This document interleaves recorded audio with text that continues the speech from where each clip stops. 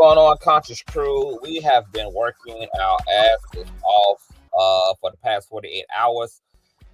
My notifications on YouTube are shot as a result of all these consecutive live streams and posts. You guys know that you only get like 3 sets of notifications within each 48-hour period on YouTube. So at this point, people are only finding us because they just happen to be scrummaging through YouTube. Okay, there may be a few notifications going out, but at this point, YouTube don't throw in a towel, baby, because I'm working. All right. The way that we can combat that is I need you guys to all thumbs up the video. This helps to boost the YouTube algorithm. It helps to trigger up notifications so that other Conscious Crew members can be informed who are not being informed right now as a result of me exhausting all those notifications. So moderators, please encourage everybody as they're coming in, the Bush babies, etc. Please encourage folks throughout the stream to thumbs up, thumbs up, thumbs up, thumbs up, thumbs up. We need this on every single live stream, on every pre-upload. Thank you so much, Miss Lisa, for sharing this on X, also known as Twitter. You guys share out. This is another way to get folk in the building is sharing the live stream out. This is why I allowed the intro to play, because it gives my Conscious Crew supporters the opportunity to share out on MySpace, on Facebook, on Snapchat, on Instagram, on their YouTube community walls, on Facebook, on Tumblr, Twitter, their personal OF. Y'all know I don't give a damn where they be laying the link, baby. Just let everybody know that we're loud, live, and in color. Also, shout out to all the new subbies.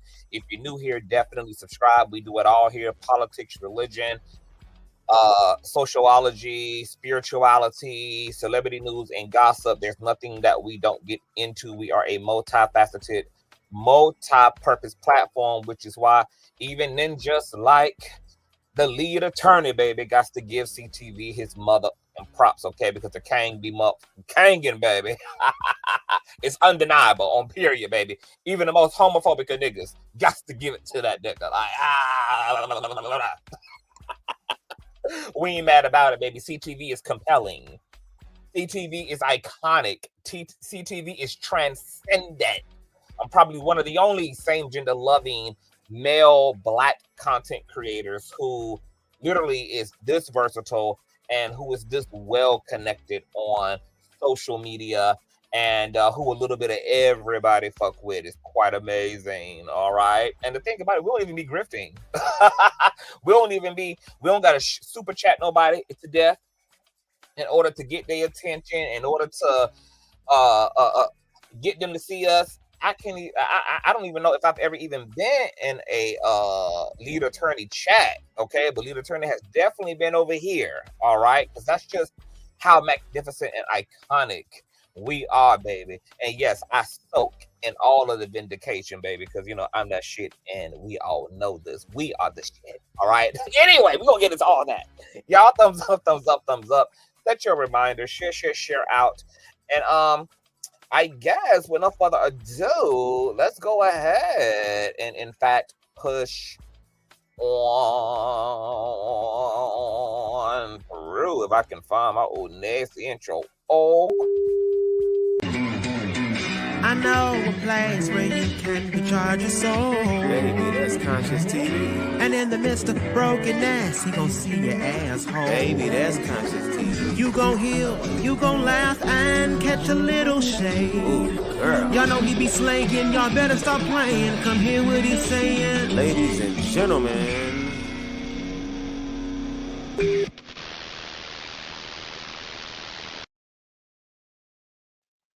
Yes, Auntie Trisha. That's why I'm going to start name dropping Consciouztv hard. Like, I know you like that because you do, Auntie, period. You the OG of this mother, okay? On period, baby. Y'all always spam everybody comment section. Spam everybody chat, baby. Say my name, say my name, say my name. On period, child. All right, so we got not a lot to get into, but I want to come through and give you guys a really quick update because the doctor just went live to talk about an update regarding the case, and like last night claimed that this was going to be the last time, and then today claimed this is going to be the last time. But hey, let the doctor go live with as many updates as possible so we can know what the hell is going on out here. All right. But before we get there, the doctor was here on yesterday, you guys. Okay, and we had a full dialogue, child, that transcended even everything going on with Duane Youngblood and TD Jakes. We got into sexuality, got into Christianity and its origin story. We got into all type of ish, baby. Okay. The doctor was over there, you know, big up at me as well, saying that I done, that I'm making him a better friend to everybody. Just, sweet nothings. And it was a great, great conversation. You guys really loved it. You guys always love when we together. And according to the doctor, baby, we're going to be doing some things over there on his platform as well. So shout out to the doctor. Yes, on your last night's show was fire on Pit. Now, y'all, don't wish me happy Thanksgiving. I don't do Thanksgiving. Thanksgiving is horrendous. It's dark-hearted. It's dark spirited. It's a dark history. I don't fuck with Thanksgiving. The hell with Thanksgiving. Genocide giving is what the hell it was. So but happy holidays. I just say happy holidays. The only holiday I celebrate, baby, is my B-Day. Okay, and the B-Day of my loved ones. The rest of this shit, I don't get into all that capitalism, child. But if you guys missed the interview, make sure that you guys definitely check this out. We were here for 3.5 hours, unpacking. Dr. Reid asked and answered every single question posed to him. I was able to play the devil's advocate. I was able to ask the questions that the people wanted to know.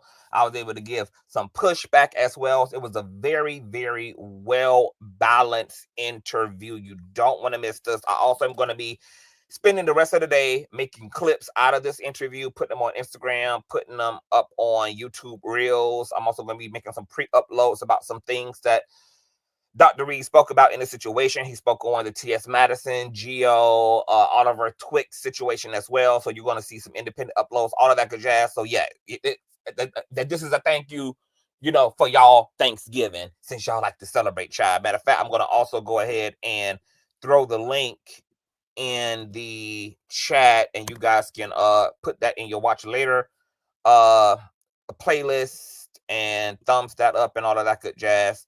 So Dr. Reid went live again today, okay, and spoke about the Duane Youngblood versus TD Jakes situation. Now, for those of you who are unfamiliar and been living under a rock, the short version of the story is Duane Youngblood is someone who came forward last month to speak through Dr. Reid's platform. He pretty much accused Jakes and a few other unknown religious leaders and authorities of SA, attempted grooming, etc. There were 2 interviews. The first interview, I think, did 120,000 views on Dr. Reid's YouTube platform, if I'm not mistaken. And then there was a second interview as well, where Duane Blood circled the block again. Okay, now you guys know this is social media, so things also get spread and go viral throughout all of the internet, not just on your platform personally anymore. So things spread all across TikTok, things spread all across Facebook, things spread all across YouTube, Instagram, all of these social media platforms. Well, the Sunday that TD Jakes was preaching and had his alleged medical emergency was the same day that the lawsuit was actually published from TD Jakes against Duane Youngblood, who for defamation. He's suing Duane Youngblood for defamation of character. Youngblood gave 2 different accounts where he believed that TD Jakes tried to groom him or coerced him. I'm not even really sure, to be honest, what Duane Youngblood is actually accusing Jakes of, to be honest. Duane claims he was 18 or 19, then came back and said he might have been younger. So he doesn't even seem to know what age he in fact was when any of this occurred. But in either instance, he was considered a legal adult, someone who could consent to sex. Okay. The first instance happened when Duane and TD Jakes, while Duane was 17, 18, or 19 years old, sitting in a dining room alone. They had a 2-3 hour long conversation. Duane had got up to go home to take his mother's car back to her, and TD Jakes apparently pulled him in front for a hug and attempted, according to Duane Youngblood, to give him a kiss, but he curved TD Jakes. He then claims the next day TD Jakes called him at his mother's house, asked to speak to him, and basically propositioned him, basically told him that he wanted to engage in a everlasting sexual relationship with Duane and that he would take care of him for the rest of his life, etc., etc., etc. Duane claims that he heard what he believed to be water and said that he thinks that TD Jakes was in a jacuzzi tub being sexy, when he made this call to Duane to proposition him. Then apparently there was some attempts at confrontation at some point about these propositions, and he claims that TD Jakes gave him a flimsy excuse as to why he came at Duane the way he did, basically saying that he was either up or down on stocks and he would have slept with anybody. I have no idea what that even means. Even when it was said, when it was quoted in TD Jakes' lawsuit, I don't know what the hell that means. Now, TD Jakes, as a result of filing his defamation lawsuit against Duane, also listed Dr. Reid's name, but not as a co-defendant. So for those of you who are wondering, is Dr. Reid being sued? No. The only person as of right now who is being sued is Duane Youngblood. Does the lawsuit also talk about liability, potential possible liability on Dr. Reid's part? Yes. It lists some things.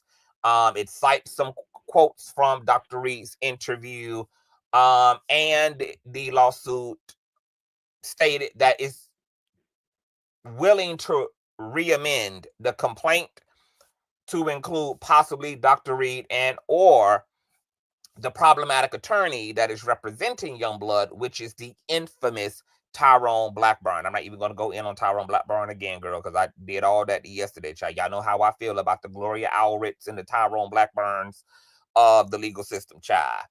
Now, starting here, like Dr. Reid was saying today, people are going to believe what they want to believe. Dr. Reid made it clear in our interview yesterday. He also made it clear today that there is no evidence that he has seen to corroborate the allegations that Duane made against TD Jakes. There is no objective empirical evidence at all. This is just an allegation. Dr. Reid also explained in the interview that he took the interview because Duane wanted to utilize his space to share his story, and that he also felt that Duane's allegations against Jakes were more than likely true since they were similar to other situations that Dr. Reid is aware of concerning TD Jakes. Okay? Dr. Reid also made it clear that he does not have a vendetta. He does not hate TD Jakes. He simply was being a content creator, offering a space to someone with the story and allowed this man to tell his story, etc. He also reiterated that he knows what it feels like to be in TD Jakes' shoes, because as you guys know, it's no surprise or secret to anybody that there have been allegations against Dr. Reid as well. Those allegations were not substantiated by Dr. Reid's accusers in Dr. Reid's case. There was a accuser who came forward on the internet claiming that Dr. Reid gave him HIV. Dr. Reid has produced 4 different HIV testing results that show that he is negative, and he's been HIV negative. So whomever this individual got HIV from did not in fact get it from Dr. Reid, and Dr. Reid also denied any actual involvement with that individual. That individual also did not provide any proof that they in fact were HIV positive at all. So for all we know, that was a total scheme brought back to us along with Todd, okay, to just ruffle the feathers thereof, okay, because that individual never produced any facts that they in fact were HIV positive, but Dr. Reid damn sure produced the receipts and the fact that he is not. Now, for all of the dummies who have no idea how the fuck HIV and HIV testing and HIV medications work, because at this time there were people claiming, oh my God, oh my God, oh my God, oh my God, like there's medicine now, there's medicine now. Okay, yeah, there's medicine to suppress your viral load. There's no HIV medicine currently on the market that allows someone who is HIV positive to test HIV negative. It does not exist. And the reason why, if you are HIV positive, but you are on HIV meds that are reducing your viral load, you're still going to test positive, is because the test is not testing for your viral load. It's testing for HIV antibodies that are still in your bloodstream, despite how high or low your viral load is, okay? So the current commercial HIV medication on the market does not allow a medicated HIV positive person to test negative. It does not exist, and more than likely never fucking will. And a simple Google search or a call to your local free clinic or a call to a local hospital and talk to any nurse, any doctor, any CNA, anybody, baby, okay, would easily dispel this. It's really no reason for us to be this stupid at this point in time in a society that is having very much so the medical informative conversations around HIV, okay? You guys thumbs up as you guys are coming in.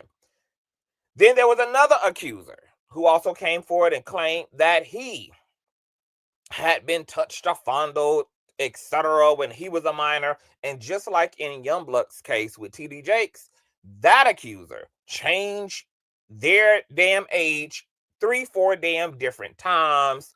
There were all these inconsistencies. He claimed he was touched at a home that didn't even exist at all. Like it wasn't even built. It literally was not even in existence at all. And then when Dr. Reid pressed him the way that TD Jakes is pressing Youngblood and filed a lawsuit against that accuser, guess what that accuser did? He contested jurisdiction. He ran for the fucking hills. He absolutely evaded and avoided seeing Dr. Reid in court about his claims. And guess what? Dr. Reid was able to have a judge co-sign on that lawsuit, citing that this was in fact defamation. So people run to the internet all the time to say wild ass shit for all type of reasons. Sometimes people are telling the truth. Sometimes people are just mad as hell. And if you happen to be a public figure, this is the way they want their lick back. Whether it's a bad breakup, whether it's a disgruntled employee, whether it's an ex-girlfriend, boyfriend, ex-wife, etc., or just a hating ass motherfucking hoe. Okay? Speaking of that, remember a few years ago when Trasha K was on, what's the guy's name? You guys know who I'm talking about. What's the man's name? At the time, he was, he's dark skinned, he's buff. and he was always trying to put women on to trash ass men. What's that man name? Y'all know who I'm talking about. Come on. Y'all know who I'm talking about. What's the man name? He was like a ghetto ass relationship guru, dark skin, pretty attractive guy. He was married. Remember, his wife and him got caught up in a bunch of cheating scandals, and she came on with her bonnet, and y'all and she called it a god helmet or a warrior hat or something, honey. No, not Tommy, not Samuels, nope, not Kevin. Y'all know what I'm talking about. This man was huge at the time. Derek Jackson, thank you. Derek Jackson. Remember, Derek Jackson. There was a story that Trasher K picked up because he's such a raggedy bitch, by a woman who had contacted her saying, hey, I'm having an actual affair with Derek Jackson. We met while I was at the mall one day. I was on my way out of the mall. Derek Jackson stopped me. He gave me his number, told me I was beautiful.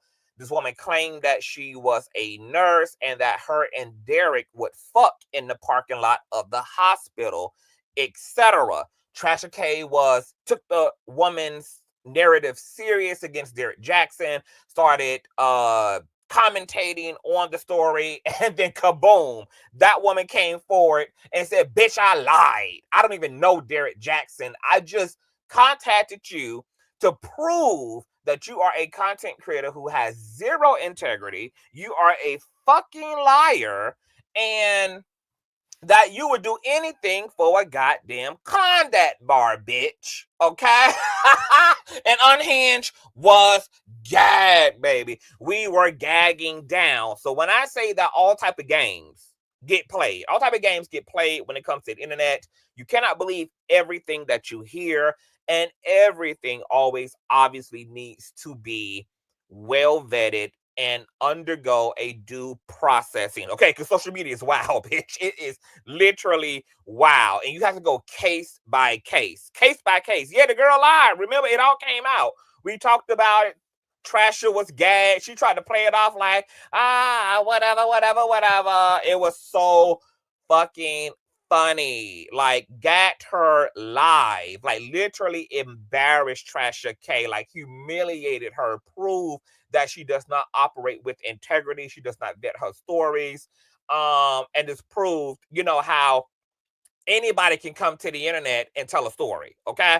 So because we've seen it all on content on social media, we've seen it all as viewers. We've seen it all as content creators. For people like me, it is very important that when it comes to really taking on people's stories against other people, especially public figures, I'm always going to deal in receipts. For instance, the whole Nicki Minaj thing, right? Kenneth Petty and his 1994 interrogation video involving the crime he committed against Jennifer Huff. And shout out to Jennifer Huff and much love to her, right? All the Nicki Minaj fans came over here talking all this shit, blah, blah, blah, blah. Oh, you gonna get sued? Sued for what, bitch? This ain't even about Nicki Minaj. And and Kenneth Petty can't do a motherfucking thing. He can't sue me for the truth. He can't sue me for the facts, okay? And that's what I personally specialize in. We're gonna get to Dr. Reid shouting me out because I really, really learned the importance of being a well-vetted, factually based content creator from him. But we're gonna get to him in a minute. And then not only did I have the 1994 interrogation video that nobody had ever seen. Nobody had ever seen this video. Okay. It went viral all across TikTok, all across Instagram, big blogs, DJ Academics, the Jasmine brand. I mean, baby, it was everywhere. Everybody was talking about it. All right. It was the whole thing. I backed it up even further and pulled out all the paperwork, the legal documents to prove that this had happened to Jennifer Huff. There was a great kit results. Child Protective Services had got involved at that time because obviously she was 16 and she was living with a foster family. They had to relocate Jennifer because of all of the gang threats and threats of violence that her and her family was getting. from the peers of Kenneth Petty. This is what then forced her foster family to force Jennifer to write a letter attempting to retract her claims so that they could calm down the menacing that was taking place against them in their communities. I mean, I laid it out. Every time that I've ever covered a story for Dr. Reid, it's always been fact-based. We've always ran the receipts. That's just what I do. Okay. Before we go any further, let's go ahead, speaking of Dr. Reid, and check out what he had to say. And then we're going to check out what the lead attorney had to say about the Consciouztv. All right. Shout out to you all. Please thumbs up, thumbs up, thumbs up, thumbs up. Courtesy of the Dr. Reid platform, fair use, of course. Kaboom. And this is the reason why some of you, not all of you, should have followed Consciouztv's direction that he received from Spirit years ago. And he placed himself in my Patreon to be mentored. All of you that ask how to be mentored on money, business, through my Patreon. And he did that. And as a result, not only do he know me and how I do what I do, but he's taken it and have built his own empire that is very successful. The lead attorney says something about Consciouztv this morning when he saw me in the chat. He said, he's a little different, but he's a man's man, and Conscious is ambiguous and androgynous. And so it's a lot for regular niggas to take in. And it was for me. But because of who he is and the way he thinks and how good he is, like Lee Turner said, he said, but the guy's good. He's skilled. And I wished a lot of you. All right. So let me say this about the Dr. Reid. Great mentor, becoming an even better friend, I should add. Since Dr. Reid wanted to put all damn business out there yesterday about the fact that after 7 years of friendship, we did have a breakdown in the friendship that lasted for a few months. It wasn't due to anything on social media. It had to do with just things going on in the interpersonal relationship between me and Dr. Reid. And we were able to have breakdown with integrity, meaning that nobody knew that breakdown on social media. This was not something that played out on social media. There was nobody running to social media to do each other in, because that's not how I get down in real life. And that's not how Dr. Reid gets down, okay? Anytime Dr. Reid has had to go in on somebody he was in breakdown with, and even when I have chosen at times to go in, it's been a response. But if there can be private breakdown, then for me, I never prefer and initiate having to run to social media about anything, because I'm grown. And I actually think running to social media, especially as it relates to anything going on in your personal life with people or a person that you care about, is actually really fucking goofy. It's really goofy. It's corny as fuck. And it just really shows how fucking immature, problematic, and corny, a person is. So that was a great, an interesting test of how even in breakdown there was respect and protection for us and between us, even when, and let's be clear, it was me who had the issue. Okay. And for good reason, but I don't want to go into that, because this is just not a space for that. And I think both me and Dr. Reid both have had our transparencies weaponized against her, attempting to really be open and fluid with social media as representatives for authenticity, only to have social media perverse things, take shit out of context, you know, and just take shit in a direction that it's not even intended to. So for me, I've learned to protect what means something to me and keep that in my personal life, and just let social media be about social media, which is not a safe space for anybody's personal life. Taking it a step further, I'll even say I feel that's the case even as it relates to the topic of SA, not the topic itself, but I also don't believe that social media is a safe space for people who have been abused, especially if they are going to put a name and an address on who allegedly abused them. Social media is a place of raw opinion and consumption, and the court of public opinion just does not have the tools to be diligent and to be integral as it relates to, like Larry was saying, the way these conversations are had. And it just gets out of hand. And people can end up re-victimized, attempting to utilize social media to address something that's happened to them at the hands of someone else who is a known public figure.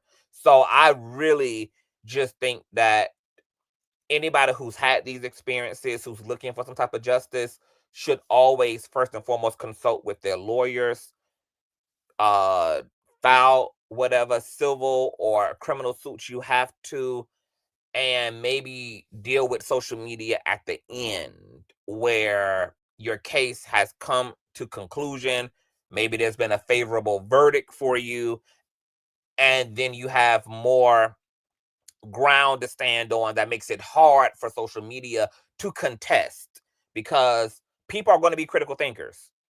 If it don't make sense to people, people are going to say this don't make sense, because when people don't know the people doing the accusing, and then there's no evidence on top of that, and all you have is the testimony, then that becomes the only thing that you can use as circumstantial evidence. And if shit don't add up, then it don't add up, because that's all you have. So it got to make sense if you're going to share it, and you are going to be open and subjected to critique and criticism, whether you are the liar in the situation or whether you are a genuine victim. You're going to be critiqued, especially if there's no evidence. So shout out to Dr. Reid. This has saved my life, learning how to be integral, learning how to be factual based. And when I don't have any facts, when this is purely narrative driven, to say this is an alleged, this is according to this individual, there is no empirical evidence, there is no objective evidence, this is just a claim being made by someone, etc. Just be integral across the board. All right. I learned that from Dr. Reid. Now, Dr. Reid mentioned the lead attorney. Okay, this is where things gonna get a little bit spicy at. The lead attorney, like Dr. Reid said, he was in the lead attorney's chat this morning. I had no idea. I learned all of this. I didn't even know that the lead attorney had co-signed me or shouted me out or whatever you want to call it. And he said this about the CTV. Man, look at this. Look at this. We got Larry Reid live. Y'all just don't know, man. Shout out to Larry Reid. I was actually watching you yesterday. I was watching you on this brother's. Now it's hard for me to watch the brother because he's got his own style. But Larry Reid was talking to this brother named Consciouztv, he's got his own style. But if I'm going to be honest, he really is an excellent content creator. Excellent, just an excellent speaker.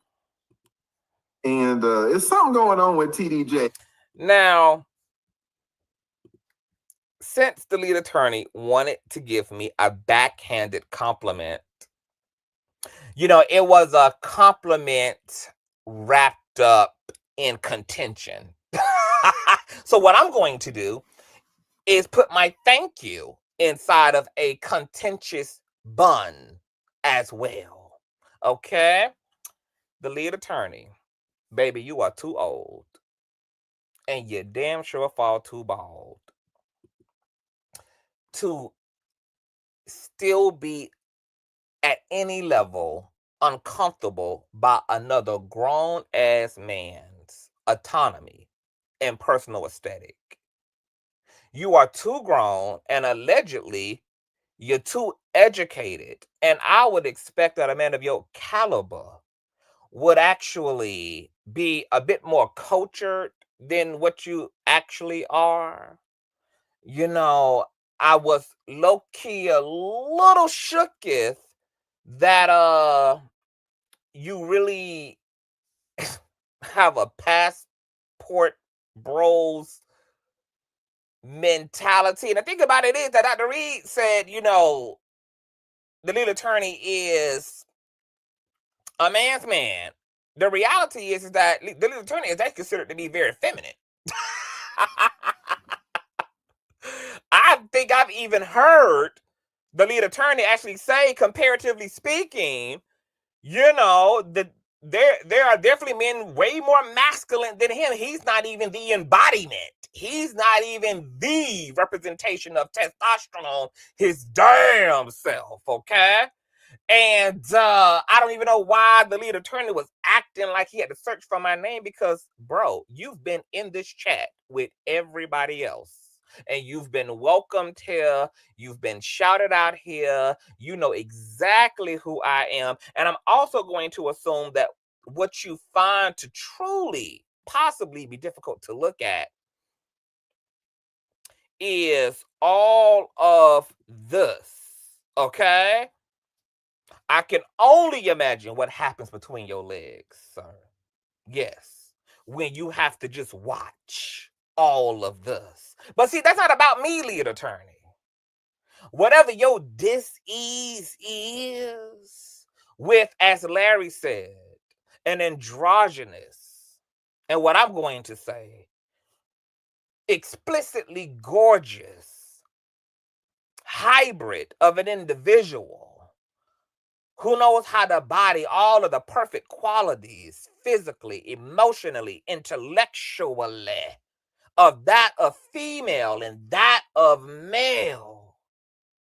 So that dis-ease, I would be so interested in you actually really unpacking that, the lead attorney, because currently psychologists are coming to the conclusion, based upon their research in men and women who have any homophobic tendencies, are actually dealing with suppressed and oppressed same gender loving affections themselves. So I would encourage you, the lead attorney, to talk to a lead psychiatrist about what it is that just makes you nervous. What is it that just gives you anxiety, baby? What just is it that gets your nervous system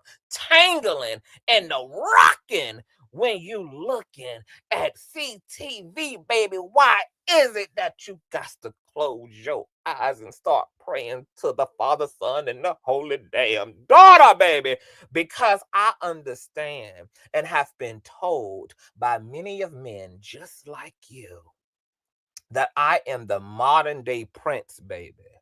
And just like Prince was bringing Jamie Foxx ass to his knees and making him feel all type of things as a man he never been taught to be okay to feel about another man, I know I'm bringing you niggas to y'all's knees, okay?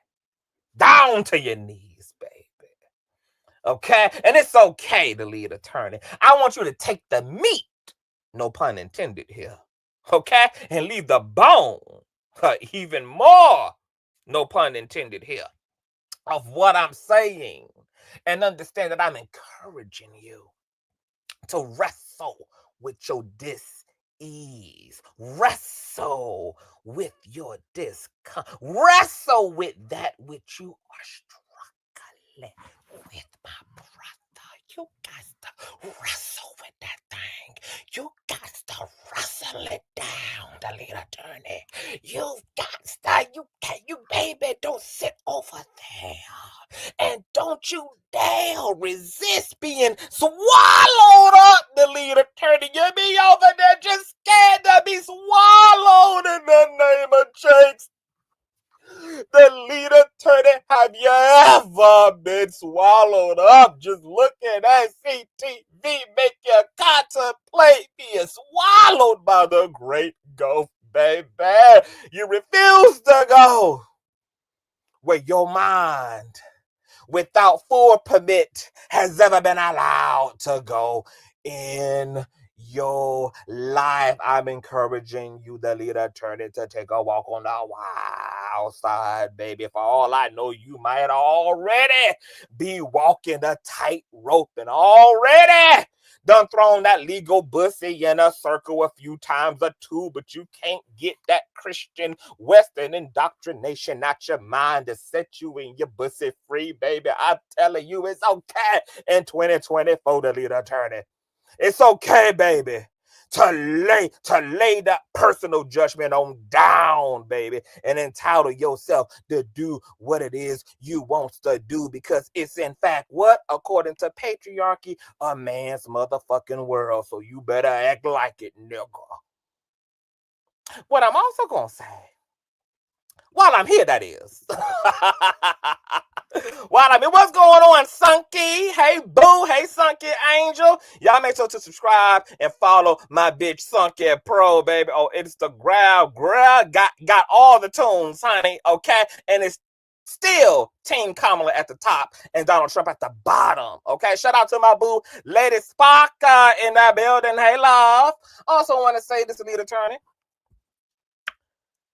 You know, you could actually learn a thing or 2 or 12 from me, because, you know, I've tuned in a few times and, you know, heard about, you know, you were part of the horn dog crowd. You know, y'all like to get women and snap women. Well, guess what? I'm the pussy grabber. See, the women that you got to buy a drink to and lie to, and the women that you got to embarrass yourself in front of just to get the attention of, are the women who are openly throwing their panties at me, baby. Let me show you how to do this thing, lead attorney. Let me show you how to work smarter and not harder, baby. The bitches that are swiping right on you are swiping left on CTV. Sugar, let me show you how we do the thing, baby. Because you see it, the lead attorney. You subscribed over here, the lead attorney. You in the bushes and the bussy, as you said, the lead attorney. You see the way women go up for me, baby. You see the way that baby mamas compliment the king down, the way that the baby mama send in their baby father child support checks faithfully. You see what it is, nigga. I need to teach you a thing or two, baby, about how to be in perfect balance, baby, so you can be a pussy magnet like the CTV. All right? Now, I like you, and I even love you, and I also respect you. And I'm still gonna recognize the fact that it probably took a lot of loin. It probably took a lot of testosterone, baby, to even be able to sit up there and say on a pro-man's platform that CTV is one of the baddest motherfucking bitches you done ever seen in your motherfucking life out on this motherfucking internet. So I'm gonna big up you on having the kahunas, because it's some men who can't even do what you did today. So shout out and God bless you, the lead attorney, baby. But we are curious, honey, about why all of this? Why all of this, just, woo, baby, what is that disease, baby? We want the lead attorney to get to a lead psychiatrist and to talk to them about what it is that just gets to moving around inside of his damn self when he gazing off into the eternal beauty, like Dr. Reid said, of the androgynous one. It's very possible, baby, that the lead attorney is over there trying to resist being swallowed up by CTV, baby. Okay, so shout out to the lead attorney, baby. What's going on, Dr. Reid? We was just complimenting the lead attorney back since he decided he wanted to compliment the CTV in a very unique way. We had a very unique way of receiving and reciprocating the light and the love of it all, Dr. Reid. All right.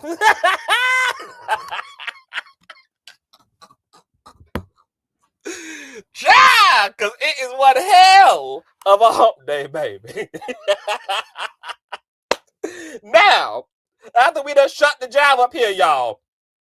Okay, so let's get into now Dr. Reid is in the chat, child, but I'm gonna just cite my notes. Dr. Reid, if you wanted to come up, I would drop the link for you. Obviously, this link is only for Dr. Reid if he want to come up. This link ain't for nobody else right now. Okay.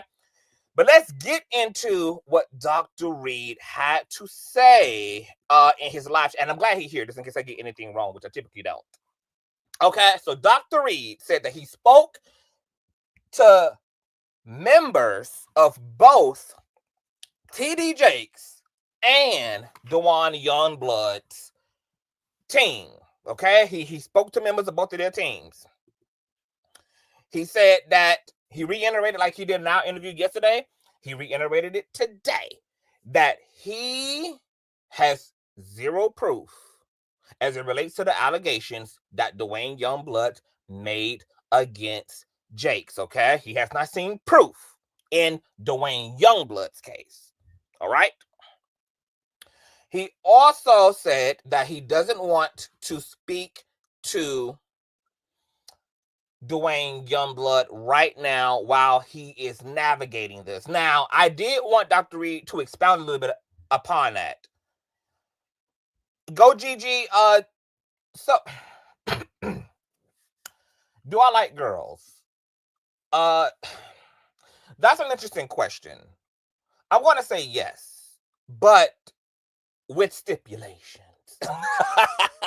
Okay.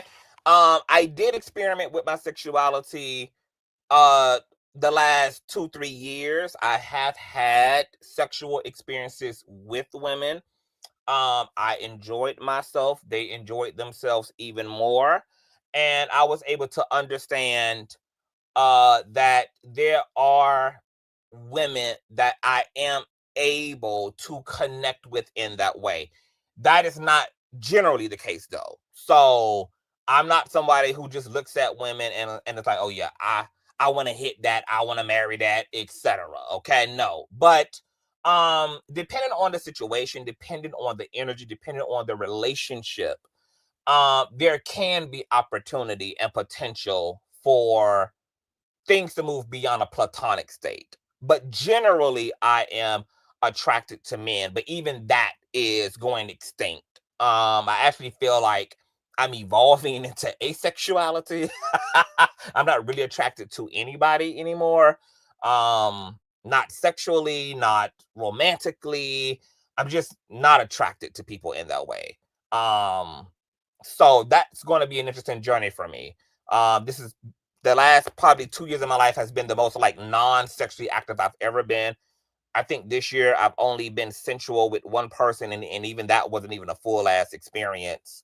So there is something happening to me. I don't know if it's because I'm just growing into myself, and I think one of the redeeming qualities of choosing to be celibate and choosing to really become yourself and to show up in yourself and to learn how to love yourself is that you fuck around and find out that you don't need people in the ways that your body once told you that you did, or that your emotions once told you that you did.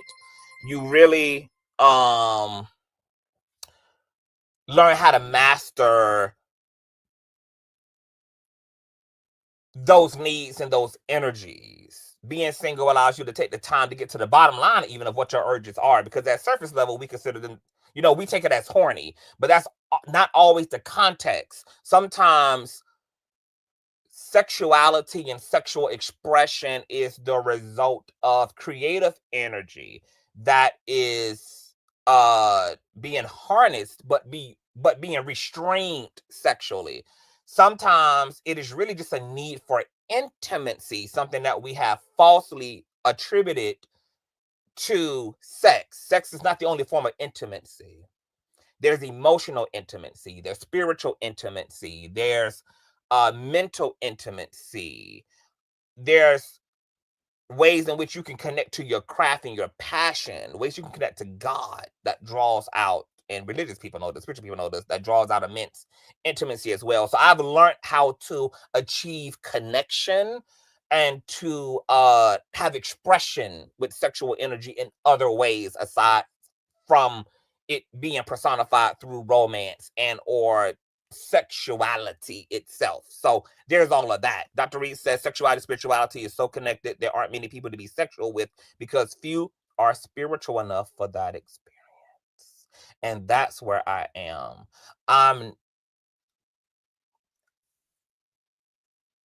I have, if I go there now, the only people I'm willing to go there with are other people I perceive as gods, like people who have self-actualized.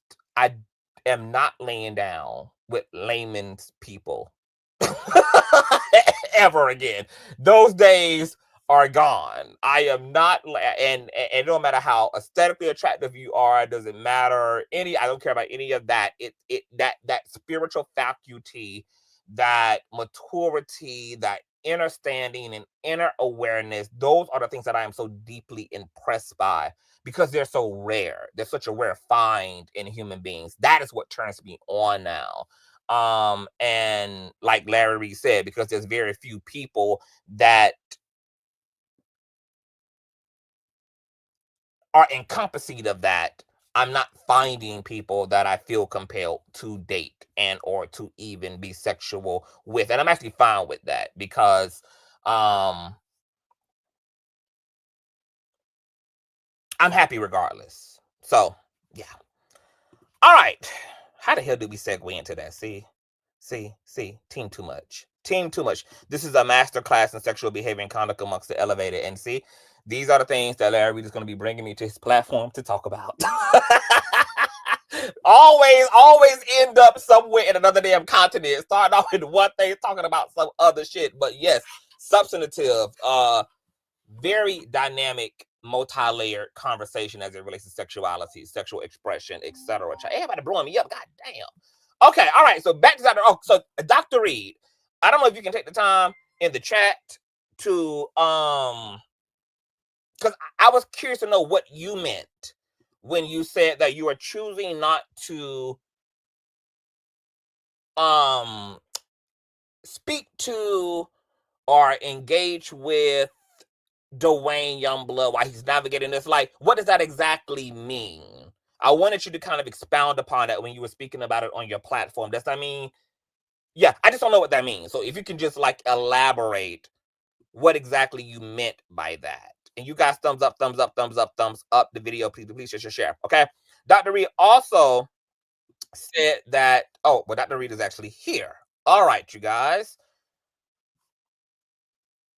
Okay, Dr. Reid is camped down. Hey, Dr. Reid. Okay, I can do it right quick. I'm waiting to get here.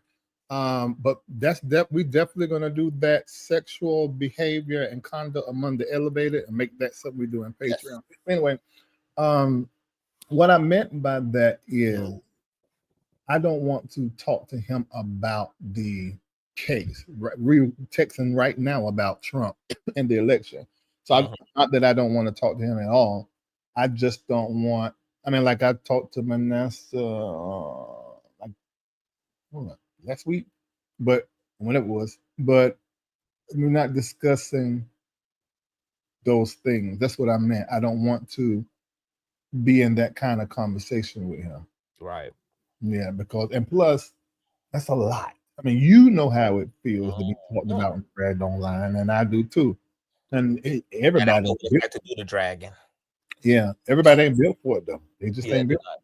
And it seemed like he is, you know, but I just don't want to be a part of adding that to his life. Because I was curious too if you also wanted to avoid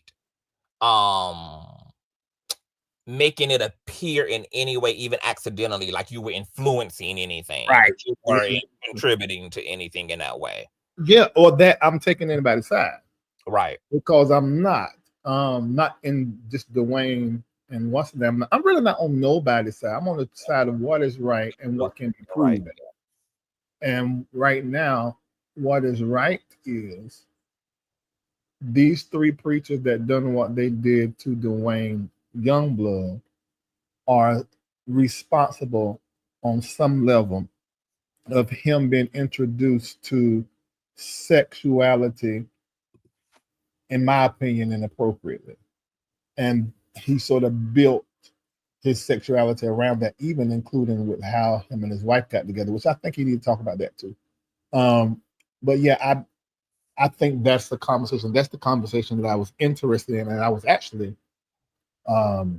very, very intrigued by, because I have not ever been able to talk to somebody who said, yeah, I sexually abused somebody. Yeah, I used my power, my influence, and to do this. And I mean, it was such a conversation. I'm like, oh my God, I can't believe. The only time I've seen that was years ago, Oprah interviewed this serial killer and he explained how he did what he did. I was so intrigued by that.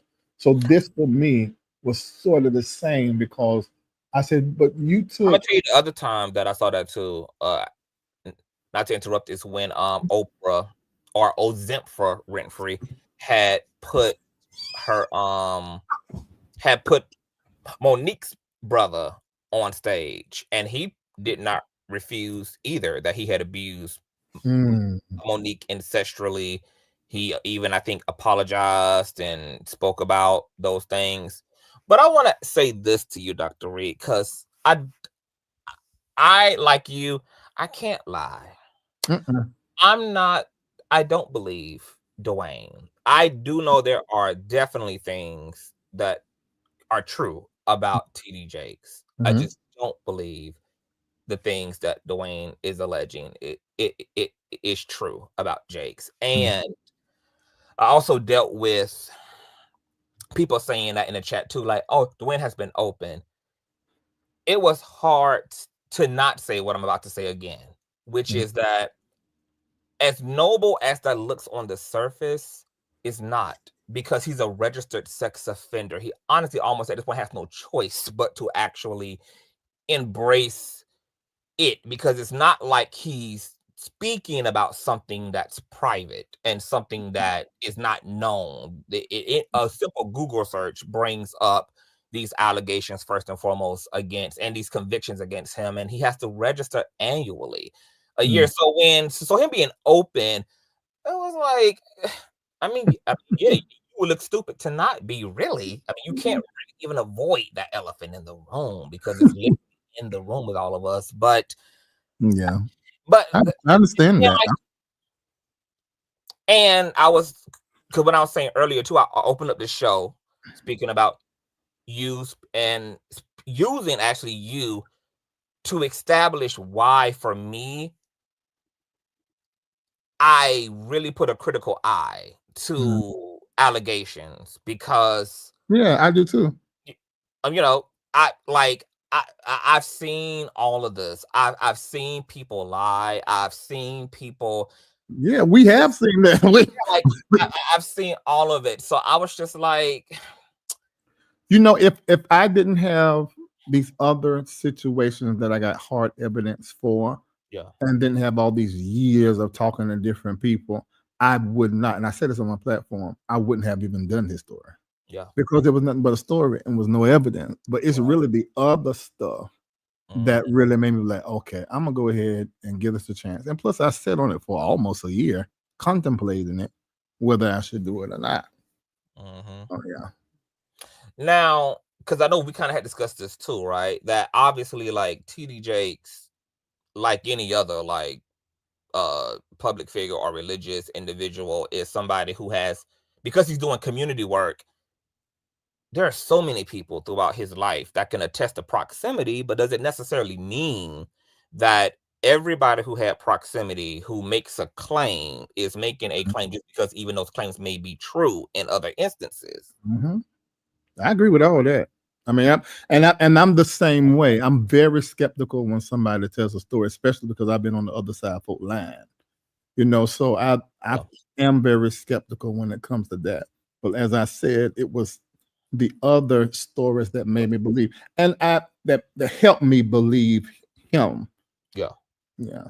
And I also wanted to say to what you said, there are people who are sex offenders. There are people who have been convicted of 30-something felonies.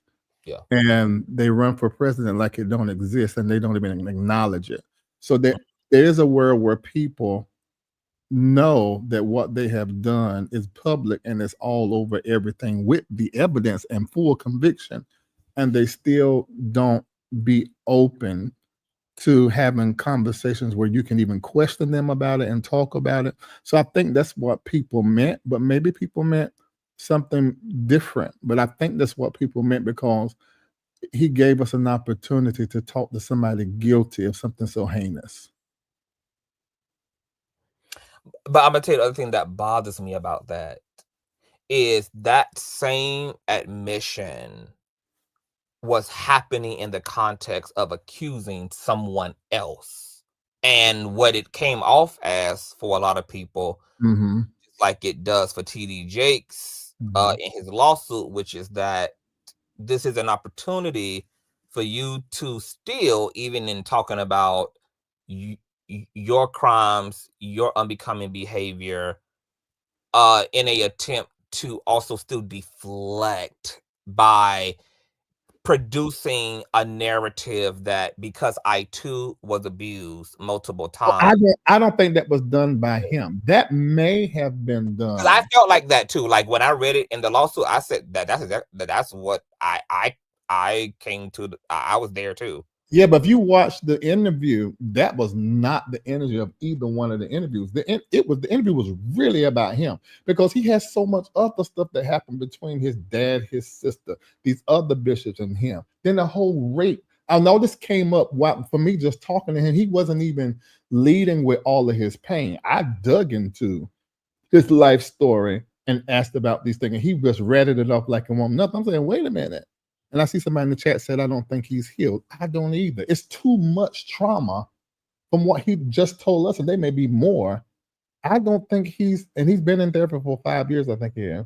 But I don't think all of that has been worked through. So what I was saying is, I don't think he presented that. If anybody made that or sort of arranged that picture, it may have been me, because I was so into, wow, you abuse somebody and then you turn around and end up, you got abused by somebody and then you turn around and end up abusing somebody, and you want to talk openly about it. So it may have been me being fascinated and really coming back to that may have sort of made it look like that's what he was trying to do. I don't think that's what he was trying to do. I think that was me. I'm gonna tell you why I think that's what he was trying to do. Is because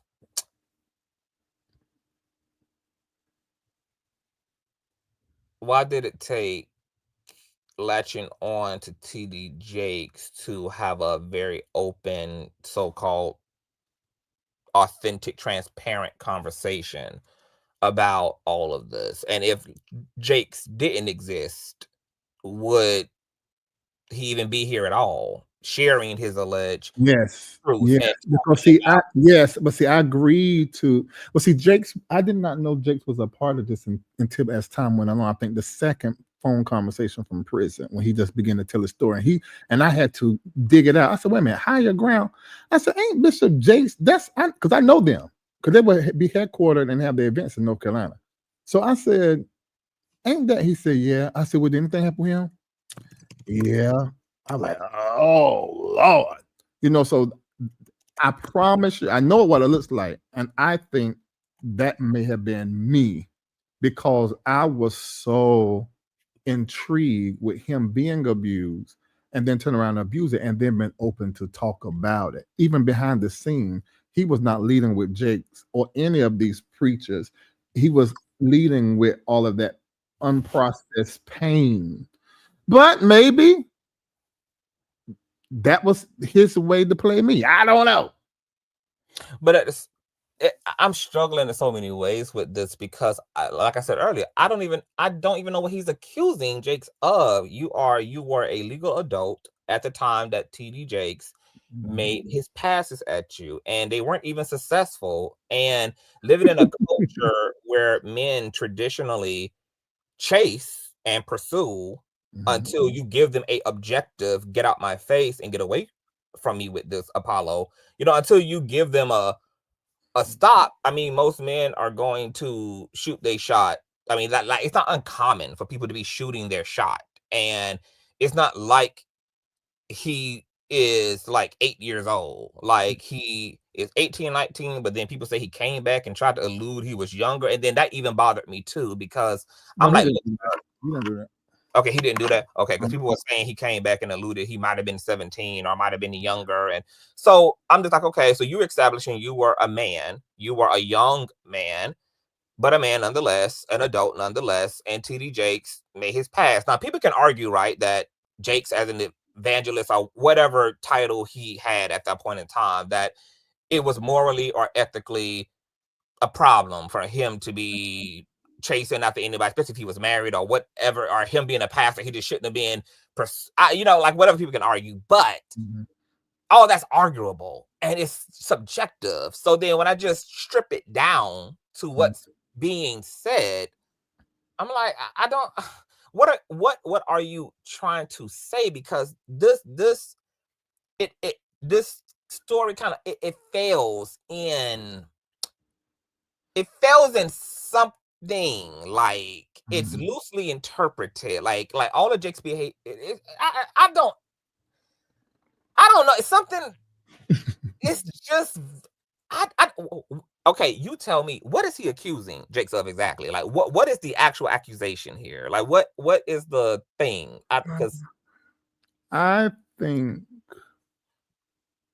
out of all three of those, I think Jakes hurt the worst because if you listen to him telling the story, he put his guard down with him after the other two people had done what they done. And I think that, I can't speak for him, but I think that pained him and like scarred him in a certain way. Come mind you, he started doing the book 2006. Then he wrote this long thing to his wife in 2014. And it was basically telling that same story again. And it was so loud with it that it got the attention of quite a few people who wrote him letters in jail. I forgot about that. He got letters. Oh, Jesus. The folk wrote him letters in jail telling their experience that was in the same church organization. Yeah. Okay, it hurt. My other issue with Duane's hurt is that you have profoundly hurt other families, like factually, like people making claims against Jakes that have wait. I say this is the part that made me do the story. There are people Jakes really hurt, and I think that's gonna come out. And there's one particular one that was mentioned in the initial email to that platform around Diddy. That was not a random email. They were talking about something specific that happened in the church. So there are more people that I know who Jakes injured, which all of this is the reason why I ended up doing his story. There are more people, whole organizations because of things that Jake's done, and I'm gonna say allegedly, but yeah, he both of these, you gotta remember, both of these are pastors. They come out of the same organization. They both have done the same kind of going on. And what I was about to add to that is that the allegations against Jakes have not become publicly substantiated. Right. You know, so these are just things that maybe other people know, but Youngblood's crimes have been recognized, and he's been penalized for his crimes, not against a person, but young people, plural. And I would be disingenuous on an intellectual level to not be a reasonable juror in this matter, which is what we oftentimes act as when we are viewing and consuming content like this, and say that I do have to consider his past. This man, to TD Jakes' point in his lawsuit, has a proven established track record for being unintegral, for being a liar, for being an abuser, for exploiting people, and I can't unsee that. I have all of which you just named, and then some.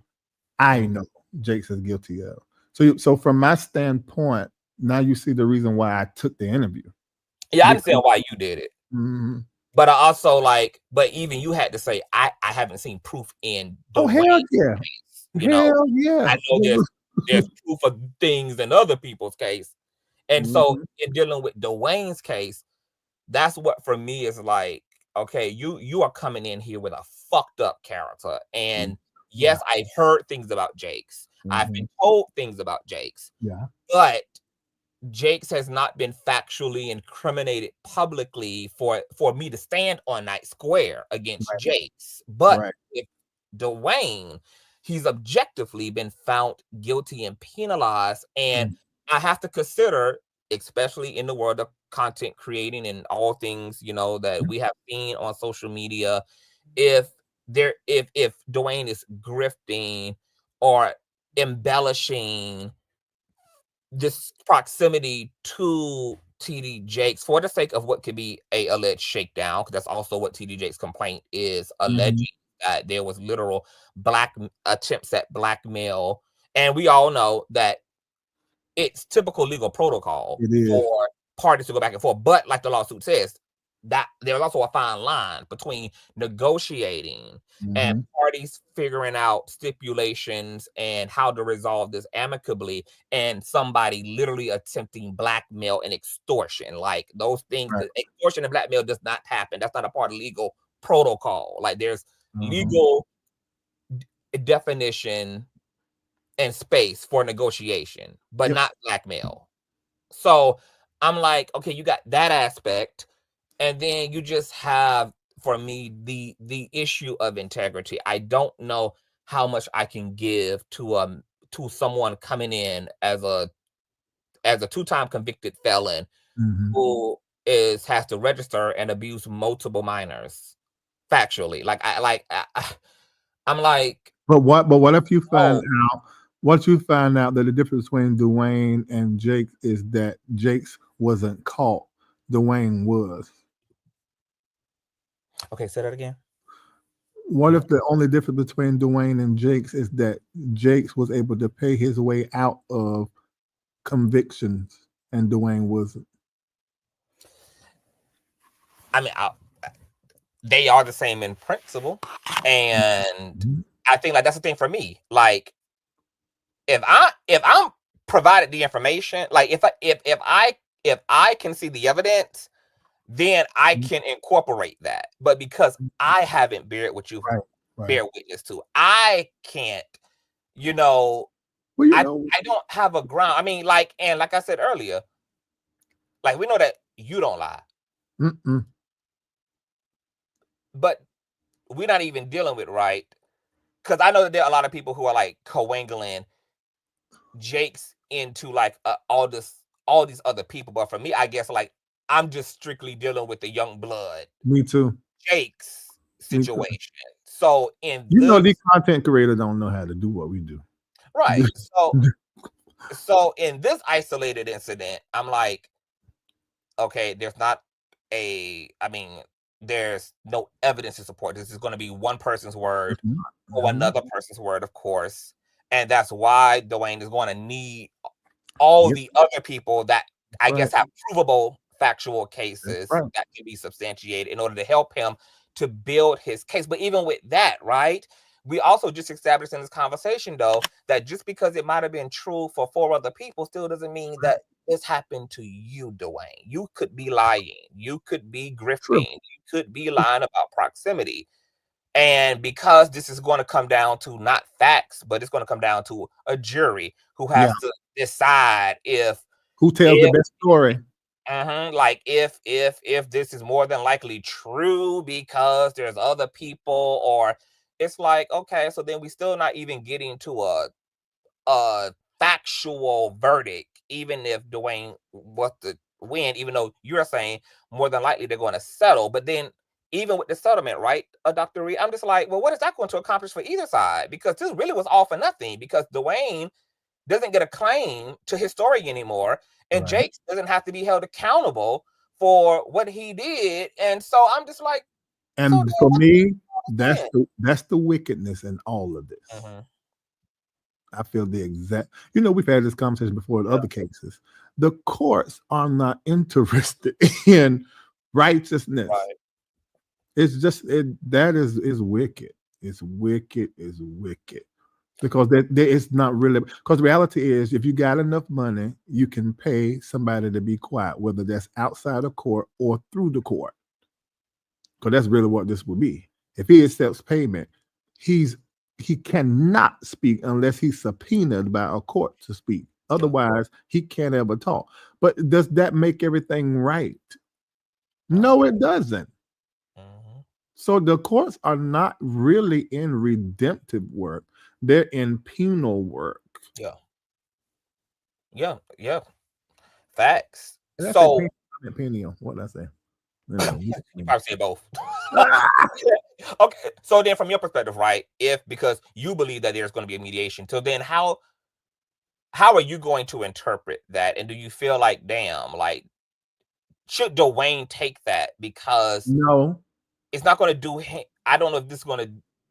I don't agree with that. And I think people they hear me say, just give the boy a check, or whoever I've ever talked about. Because the reality is, this is just the court. I hate to say that, but the courts is they're in penal work. They're not in remedial or redemptive work. What you do, what I do, we're more so interested in the healing of all parties. But that is not what they are in. It's whoever going to get up there and tell the best story and convince the jurors to make them choose to either give it to Jakes or give it to Youngblood. And that's just the reality and what it is. That's why I can't even get my heart all caught up in this, because I'm going to be irritated and not sleep at night, because this is not what we need in our culture as judicial system. The entire judicial system needs to be overhauled, and it really needs to be judged, and so that is unfortunate, because the reality is, y'all, we can go to court, call the jury, oh my God, we be all caught up in everything, and if they go to court, Youngblood is not going to lose. It's going to be a loss for Jakes, even if Youngblood only get a little piece of money. It's going to be a loss for Jakes because of all what's going to come out and be public. So but what does that solve?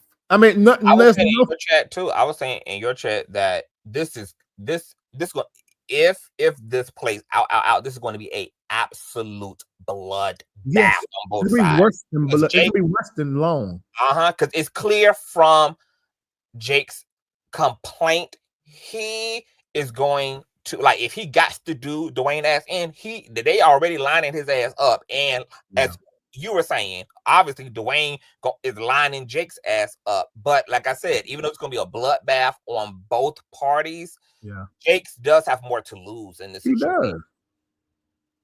He has more to lose for sure. And let me say this, I don't get to say this on my platform, copy in mode. I hate every drop of this.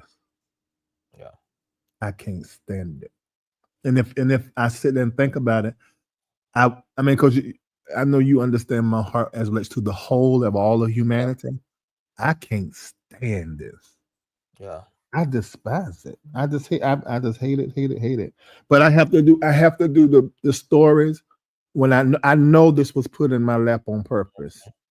And so I have to, do it. But this is why I don't do these type things that much, because I get too involved and too invested, which was at the root of having all those cases early on, all them years ago. Cause I would go too far. I'd be caught up in it, and I'm trying to fight for somebody, and I take it on like it's my story. It's not. That's his story. Yeah. And I hate even having to talk about it.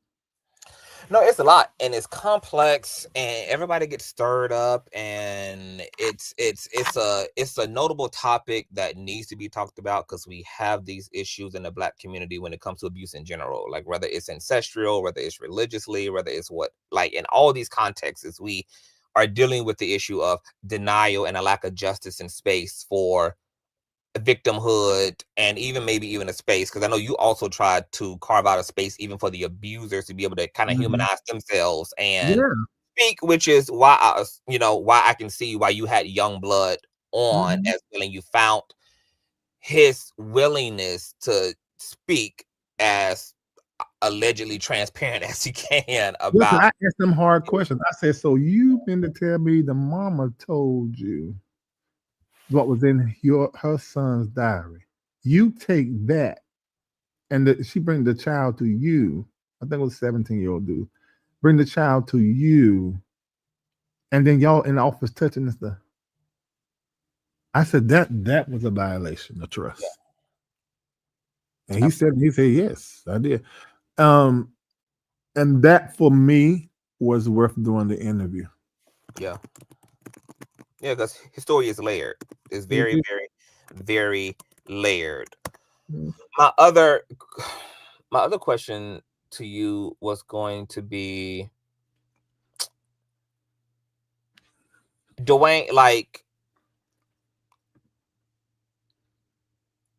are the guys and the individuals that you are aware of who have cases, are you open if they want to speak through your platform as well? I mean, yes, because it's just fair, but I pray to God they come to you. Well, you better be saying that over there. Like, look, I'm asking y'all to CTV, y'all, and I will supervise. Just too much. But, oh my God! And I also was going to ask. Oh, you were saying on your platform that you just don't know why, Jakes? Why would you have done this? Because you know this is going to open up a can of worms. Obviously, like all of the abyss is going to open up on your ass. It's going to be an erupting volcano, almost like diarrhea from an anal cavity. Like, so with that being said, I was thinking, is it possible that Jakes, on some level, maybe it's conscious or unconscious, actually is ready to just get all this over with for once and for all, and just let it all fucking happen. Let whatever the fuck gonna happen. Let everybody who I done been with, everybody who they say I had as a concubine, let it all. Let's just go ahead and deal with it, because I'm gonna reserve this one time in my life to Michael Jackson this shit. And deal with this shit, and y'all gonna leave me the fuck alone. Like, that might be either a conscious or unconscious. Yes, I thought about that. I thought about that when I got off my live, because I've been asking myself, why would he do this? And at 67 years old, you already know you have had your big one. Yeah. You'll never see the days he saw before. That is done. Yeah. That very, very much could very well be the reason that he's like, okay, whatever happens, just happen. Who love me gonna love me. Who hate me gonna hate me, and it is what it is. That it may be just 5%, but I do think there's some level of himself, whether he's aware or not, that really wants out. We have a freedom conscious because of us being the kind of people that we are. There's nothing nobody can come and say about you Right. that is true that you haven't already said. Right. And there's not even in what somebody will bring about you that is a lie. You've already had every lie possible told on you. So we're really free. We could, like somebody said in my comment section, they said, well, Larry, how do you feel you talking about this and people have accused you of XYZ? I said, it ain't true. That's how. You care more than I care. Yeah. You know, so I will talk about anything that I feel like needs to be talked about. And we have a freedom in that because we've been so it's open. Like people want you to participate in their perception of you. Mm-hmm. Yeah. I know you should not do this because they believe something to be true about the things that, as far as I'm concerned, have been factually debunked. Because I just saw you respond to LaFaye Jackson. What are my skeletons? Please tell me. I would like to know that. Oh Lord. And I ain't never seen a lot of these people ever until all this. So I know that these are not supporters. These are people moving through the space on social media. Yeah. Because I really feel. Oh, okay. Matter of fact, LaFaye, I'm gonna do you one good, boo. If you want Larry to speak about those skeletons, look at all the content on my platform, baby. I dragged them skeletons out and debunked them factually. So if you want to know the facts about those skeletons, just baby, all the receipts, all the things are right here on Consciouztv for your viewing pleasure, baby. Your viewing pleasure. Now back to Jakes. Yes, I do feel like Jakes has his big one. Jakes knows. I mean, he's hit his prime. He's wealthy. Even if, for God's sakes, he ends up canceled, Jakes know at the end of the day, he got a resting spot. He'll be okay. And even if he has to spend the rest of his life in a corner, but yet rich, he'll be okay. That's right. And I just feel like, yes, on a level, because when I looked at Jakes, yes, I gagged him. I said beans, weenies, tomatoes, cornbread when he was fake passing out on stage. But I do feel like I do feel like Jakes and his lap band. With you? I do, Dr. Larry. I do feel like Jakes and his lap band are tired. They tired. He is tired. That man is tired, and he knows that this is about to blow like a powder keg. And it's just, and he probably just knows in his heart, like it's inevitable at this point. Like all this shit coming out is just inevitable. So just bring it on. Just bring it on. Because what y'all not gonna do, y'all not gonna edit along my ass after I'm gone. We're gonna deal with it right now. We're gonna deal with it while I'm alive, while I can speak for myself, while I can fend for myself. Y'all not about to edit along my motherfucking ass. So I do feel like this may have been why he is like leaning in, like, let's bring it on. I'm ready. Let's now. Y'all do have me looking at what he did Sunday as a lie. It is. I'm gonna tell you why it's a lie, Dr. Reid. Jakes is a liar. That healthcare is a lie because and can't nobody convict. There are no coincidences in the universe. Everything is with intentionality, whether it's metaphysically or intellectually intentionally. There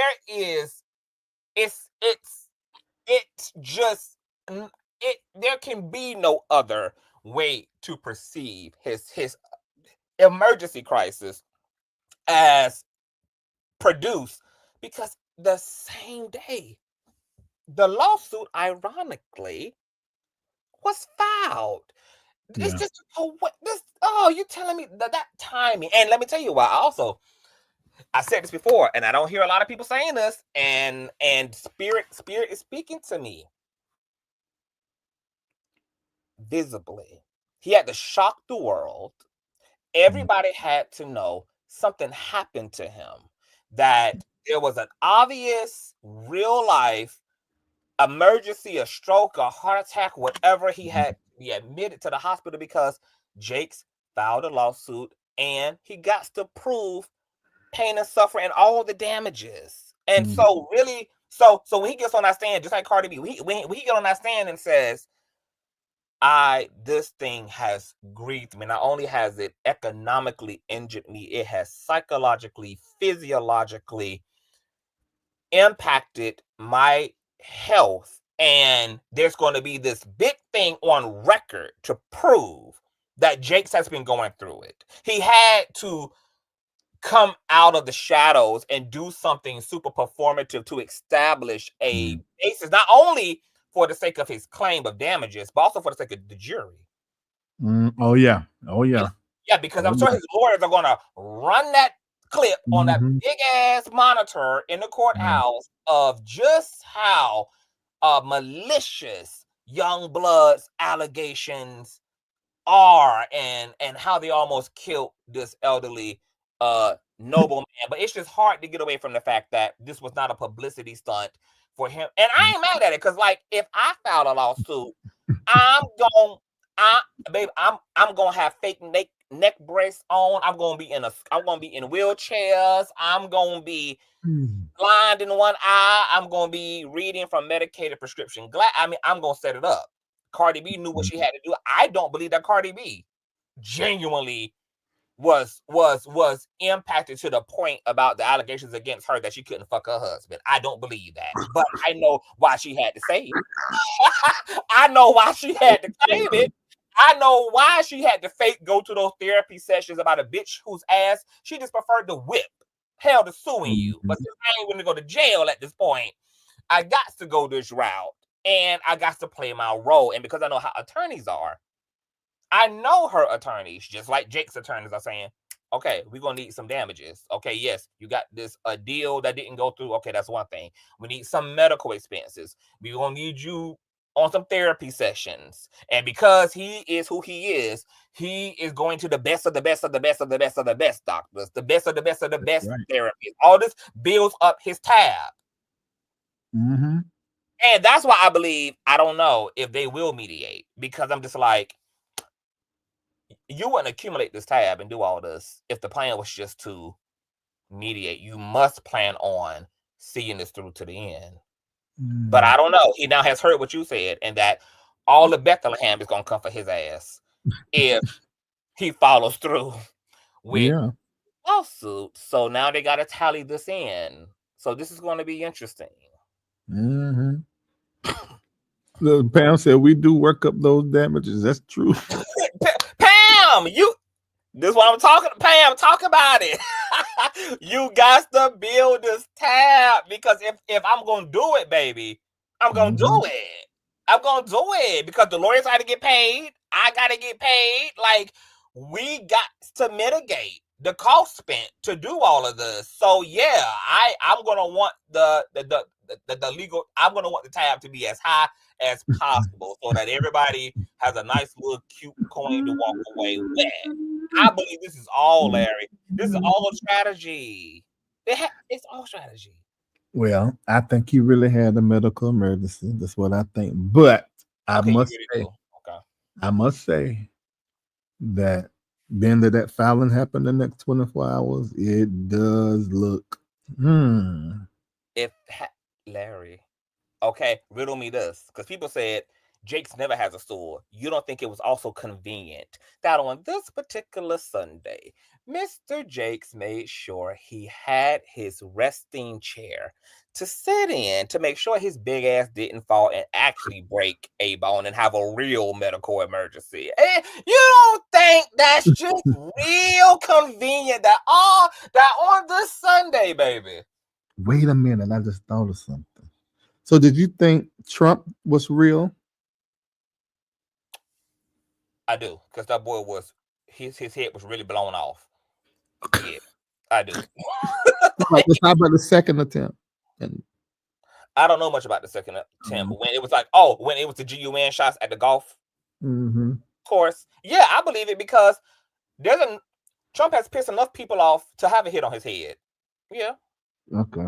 Yeah. I know how disgruntled people are about Trump, so I can definitely believe people, attempted to take his ass out for sure. Do you believe in those attempts? No. I believe the attempt was real. But I believe Whitehead robbery was real. I believe his was real too. Yeah, okay. Because I didn't think that he was dumb enough to be robbed. Mm-hmm. Like, you're just dumb. And you're goofy and you flaunt your stuff and you arrogant enough to believe that you untouched, and you had the audacity to sit out there being as arrogant as he is, thinking he was untouched, not really being situational aware about the fact that you and your wife, your spiritual wife with the spiritual baby, the spiritual support baby, are wearing, you know, $500,000 worth of jewels. Like, it's so dumb, but Whitehead has proven Still with him? is. She's still with him? She left initially, as you know, and then she started showing up again, but it was never, you know, but we didn't see them outside of her like showing up at church service. So I don't know whether they got back together or whether they just co-parenting and all of that. So yeah, that's one clear. You know, Asia or whatever her name is, you know, she's very zip lip. You know, she ain't gonna give away no real tea. But she been trained by the best. But what do you think drove his medical emergency then? Since you do believe it's genuine, what do you believe was behind it? I do believe it was genuine. Because he's had health problems one after the next for the last few years that I know about. So that's what made me think it was real. And it just happened to culminate. And he just happened to be safely in a stool. It's a medical emergency. And come on, not the Reid. But I'm trying to figure out why all them people, when you get a lot of people to come around you and something like that, the first thing they do is say back up for the sake of oxygen so people can breathe. I wonder what, you know, y'all not going to get me thinking about this being fake. Please. Now, you might not be willing to also tell us what the Lord telling you inside of your spirit, but deep down, deep in the belly of the whale, I know you hear it. I know you see the play. B Woke says safely sitting. That is hilarious. Safely. Now, do I need to pull it up? Do I need to pull it up? Y'all are not gonna play with the Jakes. Like, the Jakes ain't never. This man had major opportunity to have a bunch of medical emergencies in front of the camera. It's just too convenient and timely to have had a medical emergency on the day of the publishing of your lawsuit safely on a stool while the cameras are rolling. It just was all so perfectly set up, doctor. It was perfectly set up. I must say, after the filing, I was like, this medical emergency looked like it could have been made up. I want to show you something. And y'all thumbs up while we doing all this. I want to show you something.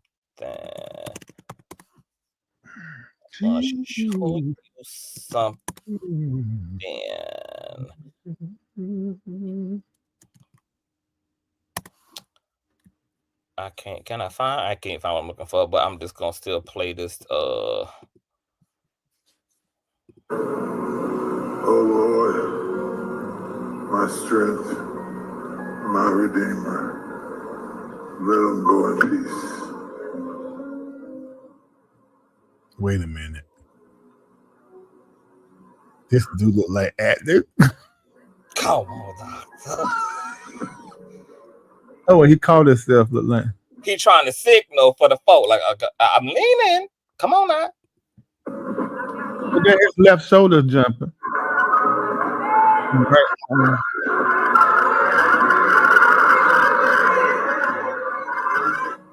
The chair even got a back on it.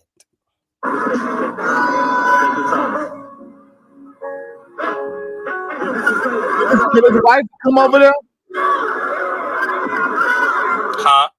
Did this Sir Rita? Where? Where's Sir Rita? Who's Sir Rita? Oh, her in the red hair? She never came over there where her husband was. I don't even know where she at. She was standing there edging him on before. I'm gonna rewind it like once. I'm gonna let it play again so we can see if Bernadette Jakes rolled up. And that's another thing, Dr. Larry. It was the perfect timing of the combination of the medical emergency at the end of the prayer. At the end of the prayer, he just perfectly put a ribbon on his prayer. Yeah, because what he was saying about, oh Lord, my. But didn't what's the name do the same thing? Marvin Winans, when he fell out the other week, he was saying something like that. See, I ain't see that. You ain't see when Marvin Winans fell. I ain't see it. I'm gonna send it to you. He sure fell out. I seen that with my own 2 eyes. He fell out. Drake's always sweaty now. He always sweat. He always oily as hell. This is just,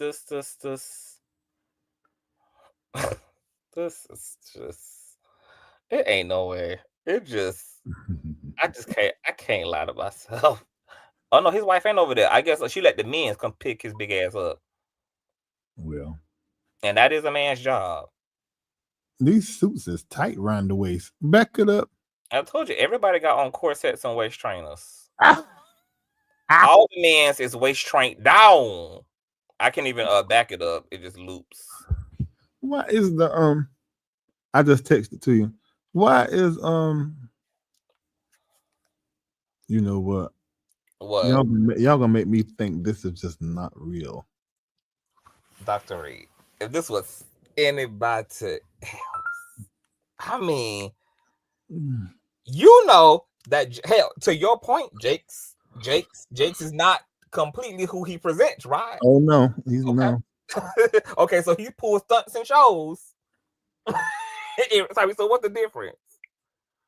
What's the difference? If he pulling stunts and shows in real life, who is the guy in the pink? You know, I don't know who any of these church folk be, because this ain't my world no more at all. I leave this to you. I don't know like that. I don't be knowing who the hell these folk is. I'm about to send this to my Instagram so I can pull up what you sent me. Why everybody? Oh, I did hear about the. Why everybody? God taking these folk out. What you talking about? I did see something. You stupid. God, he is. Do you remember when God had pushed Oprah big ass down? Same spirit is circling the block, Dr. Reid. Oh my God. The Holy Spirit is giving people that extra boost forward. Oh my goodness. Let me pull this up. I did see this, you guys. I didn't see it, but I saw it in the peripherally. But this can be my first time seeing it. All right, let me. Oh, you posted this. Okay, let me see here. Oh my God. These folks in the chat is crazy. He comes to make us feel as if God has somehow deserted us. As if somehow he's not able to keep his word. And if God is not able to keep his word, then I understand the depression. I understand why we give up. But if we trust, hallelujah, hallelujah, if we trust what God has said and believe, Lord.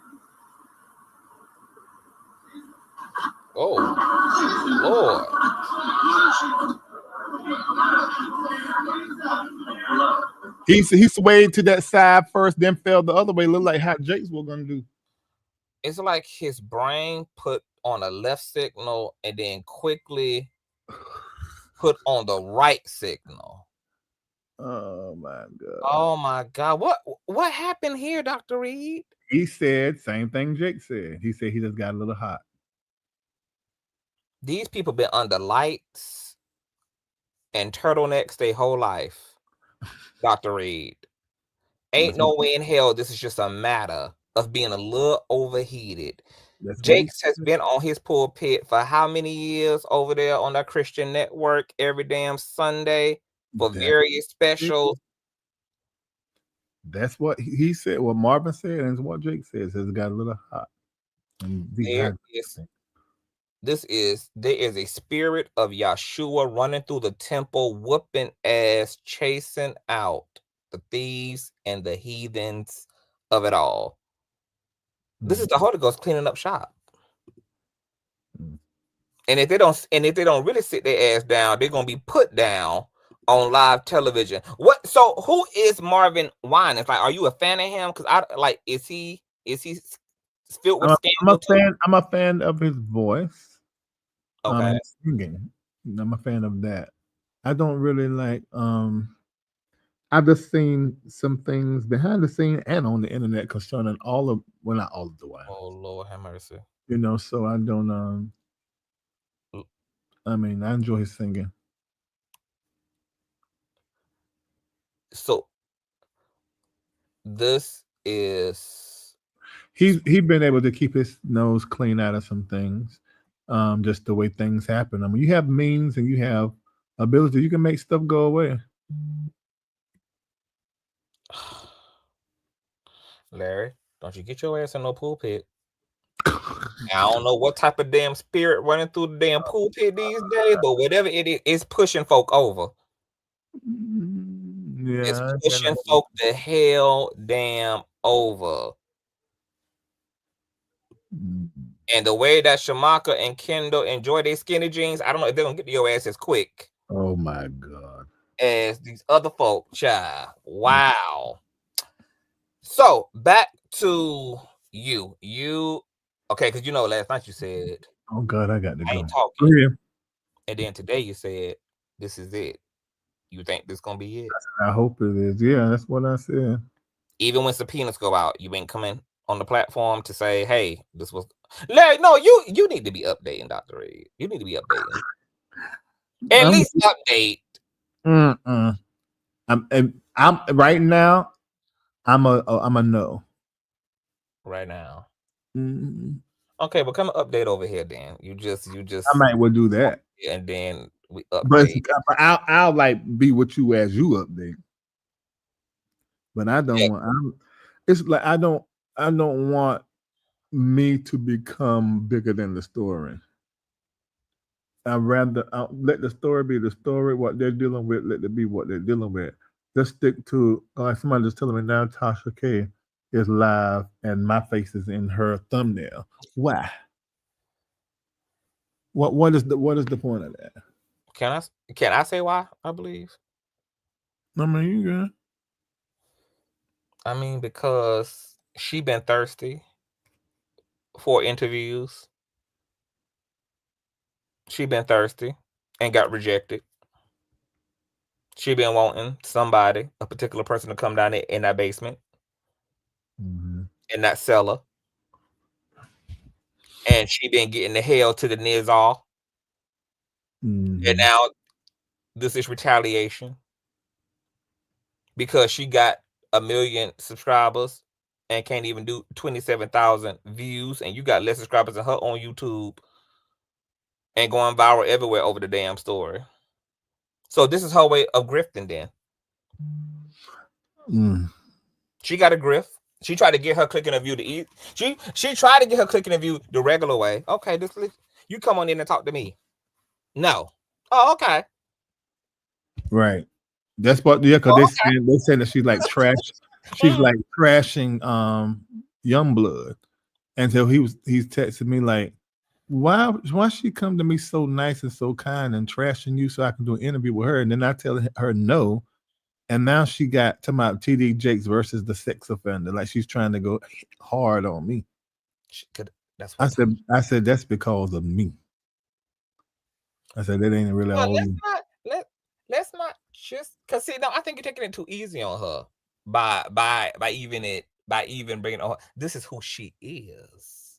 This is why Trasha K is to not be trusted, and she has no integrity. This proves that she grifts. This proves she don't care about the nature of the story and the facts of the story. For her, this is all clicks and views, and this is why anybody can be snaked and ran down on no matter what's happening. If Youngblood would have said yes to her ass, she would have kept that same pleasantry, and she would have grifted accordingly. She would have did her job, and then depending on the way things go in this litigation, let's say hypothetically Jakes would have won, then she would have been dragging the hell out of Youngblood. She would have been dragging him like a motherfucker. If he wins, then there will continue to be follow-ups and specials. But because he said no, okay, she got to show him what no looks like. This is what no looks like. Yeah, you know what? That did happen before, so that's probably exactly what it is. Yeah, it's just a retaliatory. And he probably shouldn't even tune in. Don't give her scaly skinned ass. He probably won't. In a view. Because she's about to put her finger in this and attempt to Now, that's one thing, like you said, if she genuinely, wherever she at with it, but the fact that she done been reaching out, trying to get this man to help her to make money on her damn platform, and then he done said no, now she'll be talking shit. Okay. And that's why Africa never giving you that baby back, Trasher. Them hoodoo witches over there in Africa got that baby in a prayer circle, sacrificing his ass to all type of Moloch gods over there. And you're never going to get them back, baby, because like Dr. Reid said earlier, when you play dirty, you can never motherfucking win. But she won't end on this bad. And then, of course, it's an opportunity to also talk about you because you're just a nasty bitch. But remember, this is the same person, right, who told you to sue your accusers. That's right. Team Larry Reid. Team get him, Larry. Get him, Larry. And then soon as she couldn't get what she wanted, it was Mad Day. So he just going through what everybody else done been through on Trash's Mad Day. That's true. True. And she said, Lashika Turner said it's another one live going in on there making this about him. They obsessed. They obsessed. Who said that? Lashika. Classy. It's another one on live Larry making. Yeah, I mean, y'all know that it's a Larry Reid live hate sector. That's what they do. They want Larry to be the supervillain in their Gotham. But I don't know. I mean, what are they benefiting from doing that? A quick interview. Because the gag is, like, they don't even truly dislike you. If disliking you didn't come with a check, if disliking you didn't come with a reward monetarily or algorithmically or etc., they wouldn't even be bothered with your name at all. Your name just pays for better or for worse. And sometimes people figure out, oh, actually talking against Larry is more profitable than talking up for him. So that's all it is. It's just a grift, and it's going to, and it happens to all of us. Everybody. I have learned in most instances, it really ain't personal. Even when people try their best to act like it is, and act like they're standing on business, and act like this is about some real business standing on. Ain't about none of that shit. People just doing what the fuck they got to do. And people, look, it's a lot of people who want your spot in the church sector, Dr. Reid. Well, that can happen. A lot of people who be interested in these instances to get you about your spot. But don't they see you can't take nobody out of a spot you didn't put them in? No, they can't see that because they're delusional as hell. My God. Delusional people suffer from a real mental, intellectual handicap. No, they don't know that. They just put out a video, Jake, of him leaving the hospital. Yeah. Send it to me. Where is it? So my leak was telling me the truth. They were saying that he stayed overnight in the hospital. Yes, he got to acquire the medical expenses. I would try to be there for a week in ICU. Wait a minute. They would have had to hook me up to ventilators, morphine, And then, everybody, he pulling on them heartstrings. I'm telling you, this is I'm not mad at it. This is all. I mean, because he got my God. his defense. He gotta make his case plain. This is the emotional grift, and this is the financial grift, honey. I suffered. I was hospital. I acquired medical expenses. He's smart. Yes, it's smart. And he got the best of things. He got slick ass attorneys.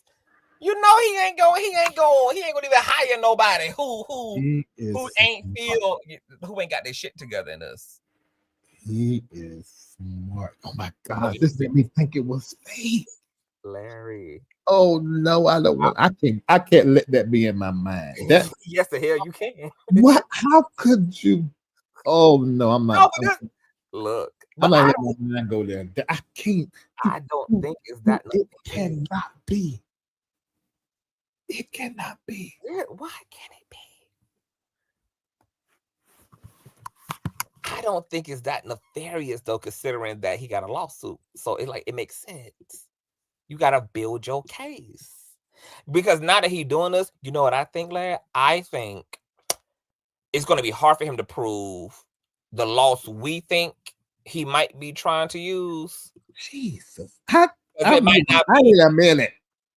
I don't understand. Please, this cannot be. This would just be horrible. Why? What is he saying? Turn the volume on. Here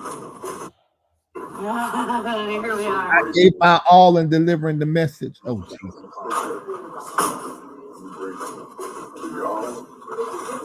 All the people who prayed, all the people who texted, all the people who had prayer vigils, oh God, Jason, all the people who were concerned and sent love and sent notes. He crying. Yeah, he trying to attempted crime. Thank you. He can't. Look at that. He can't even commit to a fake crime. How you just did all that and then go shrug your shoulders?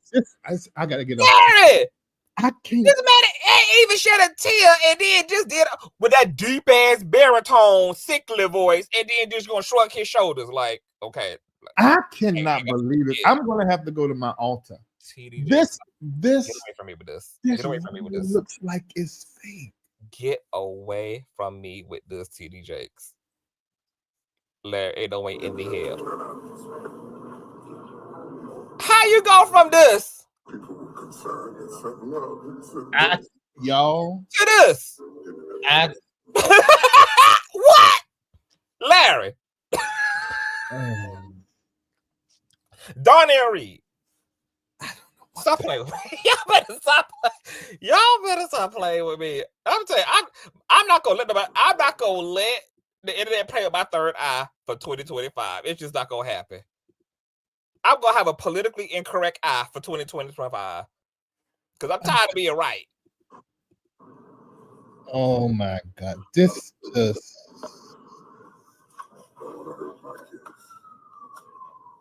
I'm not afraid to die, but I don't want to hurt my kids, my family, and the people who love me. He said that. That's what he's saying. I'm not afraid to die. He just said, I'm grateful. I don't know. Oh my God. Is he trying to pull a Carson Pearson? No, this is the time Carson Pearson rolled out. His whole death was I don't want to hurt my kids. And where's that at? I don't see that. A church who need me. And the world today called me. Where's that? God who sent me. It's in the captions. I can't see it. Yeah, it's small. At times like this, I got to be grateful. Yeah, it's small. Let me see if I can blow it up. It's right here. You see it at the bottom? Here. Oh, you reading what he said on the screen. Mm-hmm. Didn't Weinstein do this? It didn't have to turn out this way. What didn't have to turn out this way? You know what? It didn't have to turn out this way. What? My mind has been freaked out because I just cannot believe. Maybe I shouldn't have listened to your whole conversation about him saying it's not real. I found this powerful. Larry, I cannot believe. You better tell Youngblood Jakes is coming, baby. Jakes is in his wheelchair and all. Jakes is coming, baby. Jakes is not playing with Youngblood's ass, Dr. Reid. I'm trying to tell you. But man, That man ain't playing with Youngblood ass. bruh. Jakes is committed, baby. You said you want that smoke, Youngblood, in his scooter. Jake shall be, baby. Jake's about to give you all the smoke you want. He know he got the audience. All he got to do is capitalize. Yeah, all he got to do is be sickly. Yeah, he got to be sickly. He got to be injured. He got to be old. He got to be a father. He got to be a grandfather. He got to be a pastor. Oh yes, he got to pull on the world now because he gonna need that to recover socially. This is smart now. Let me tell you, I ain't mad at it. This what you pay attorneys to do. I ain't mad at this shit. I ain't mad. This is what you pay your attorneys to do, baby. We gotta run scripts. We gotta run plays. About their mama sending me this. You got to run the play. It's like you just came and gave a whole dissertation, Dr. Reid, about how fake as hell the criminal justice system is. It is. How grifty attorneys are, how the legal system don't specialize in integrity, and the matter is all smoking because, like you said, this is about winning. This is a competitive sport. Litigating is a competitive sport. It's athletes. I want you to know that my brain is going through so many changes right now. And I struggle like this in real life when it's hard for me to believe something like this. Because this just makes everything look like a lie. I'm not going to say a lie, but I will say that if you are the plaintiff and you file a civil lawsuit, and of course you're going for injunctive relief, punitive damages, it's going to work. You gotta do it. They may put an injunction on him where he can't say his name before they even get the. Hold on, who got an injunction on who? No, because that's what Jake. I'm sure that's what Jake's going after. Oh, is an injunction? Is a gag on? Yeah, they get him. Yeah, they get him not to say his name no more. Can't say nothing about him. You're talking about like once they get into the mediation and all that, or before? No, I don't. If Pennsylvania is like Georgia, you can do that now. I forgot what it's called. An injunction. It's a temporary injunction. Yeah. What? I mean, of course, because they're probably going to have a mutual injunction order. You don't talk about me, I don't talk about you. Leave it alone. That's how it's gonna be. Yeah, like leave it alone. Well, I ain't gonna say nothing. But baby, this is the grift. But this makes me just be like, TD, you is full of jokes and But Larry, let's unpack this.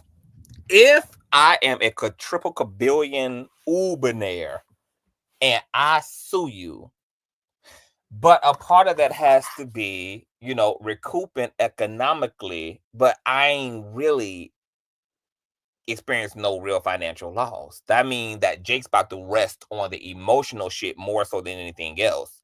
He's about to lean into, because, Megan Thee Stallion is suing another blogger, and she's suing that blogger for cyber stalking, and she's claiming in her litigation she's been menaced and been psychologically damaged, and so she's gonna have to play up the emotional distress role too. She's suing for pain and suffering, and she's gonna have to do the same shit. That Megan Thee Stallion gonna have to show up with her therapist session. She got to subpoena her therapist to come in and speak about, how this all impacted her. I need to do the same thing with some stuff. Huh?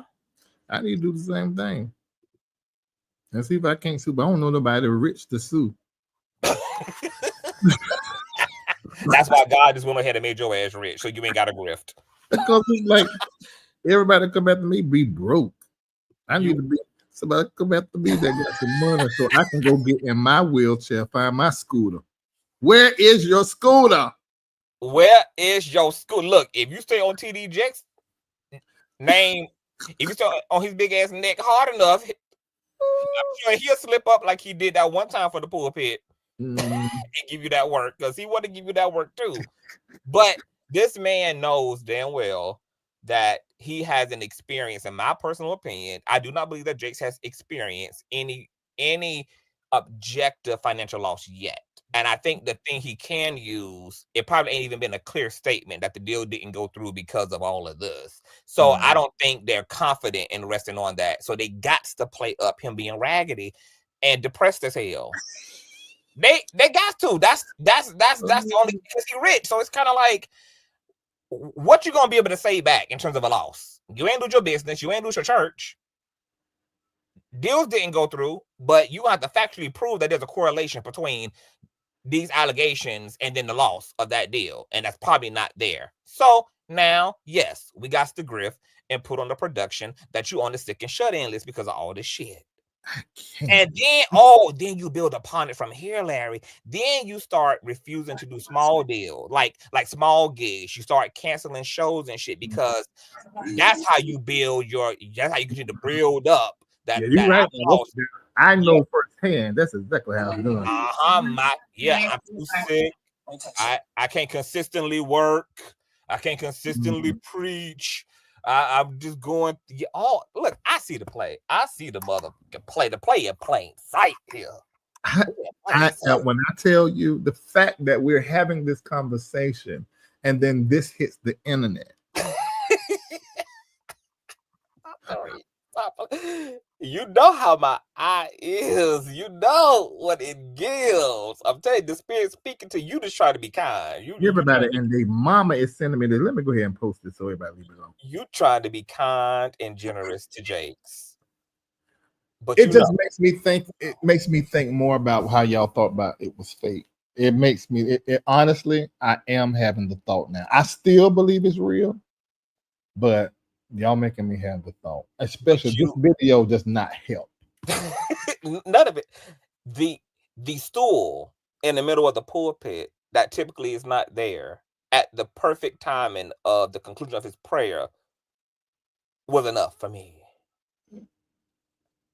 This is worse. This man went from crying aloud like Cain and Abel to then shrugging everything off. Only reason why I didn't say he was in the hospital because I couldn't verify it, but I was certainly told by staff he was. It was a medical facility, what they told me. So they must have put a stent in him because he was acting like he had a clogged artery. That's how my daddy did. I don't know. But see, here's the thing, Dr. Reid. See, all that's convenient. I can believe, because Jakes looked like he got medical issues.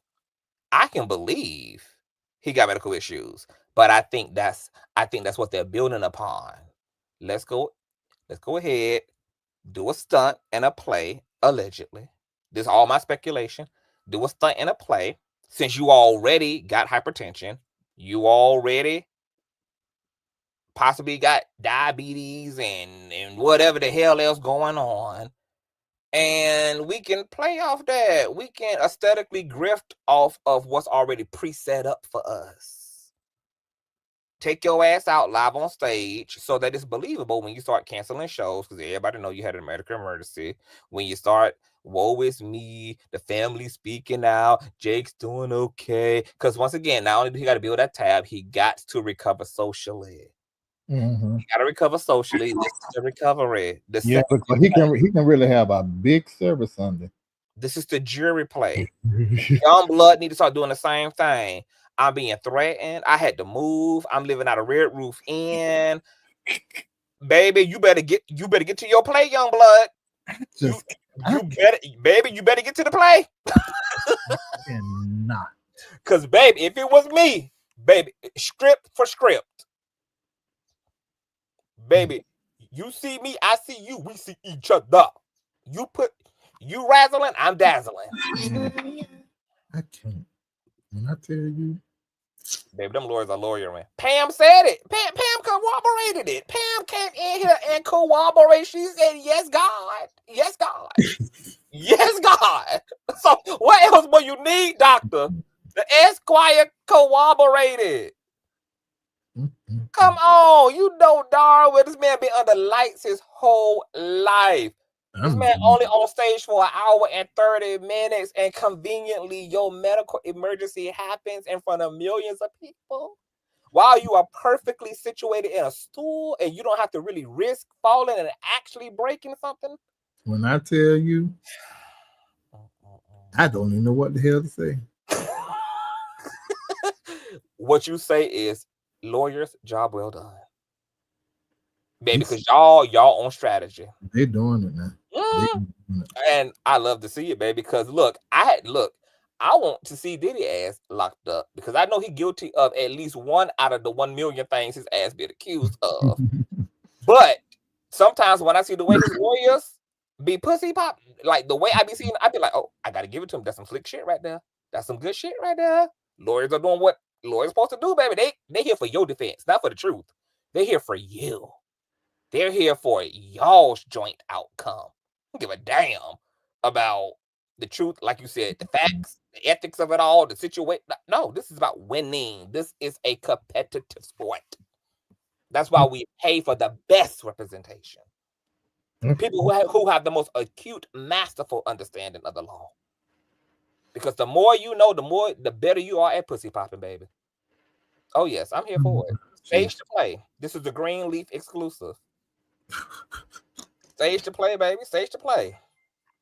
I ain't mad at it. I need a moment, and I got to prophesy and teach in about an hour.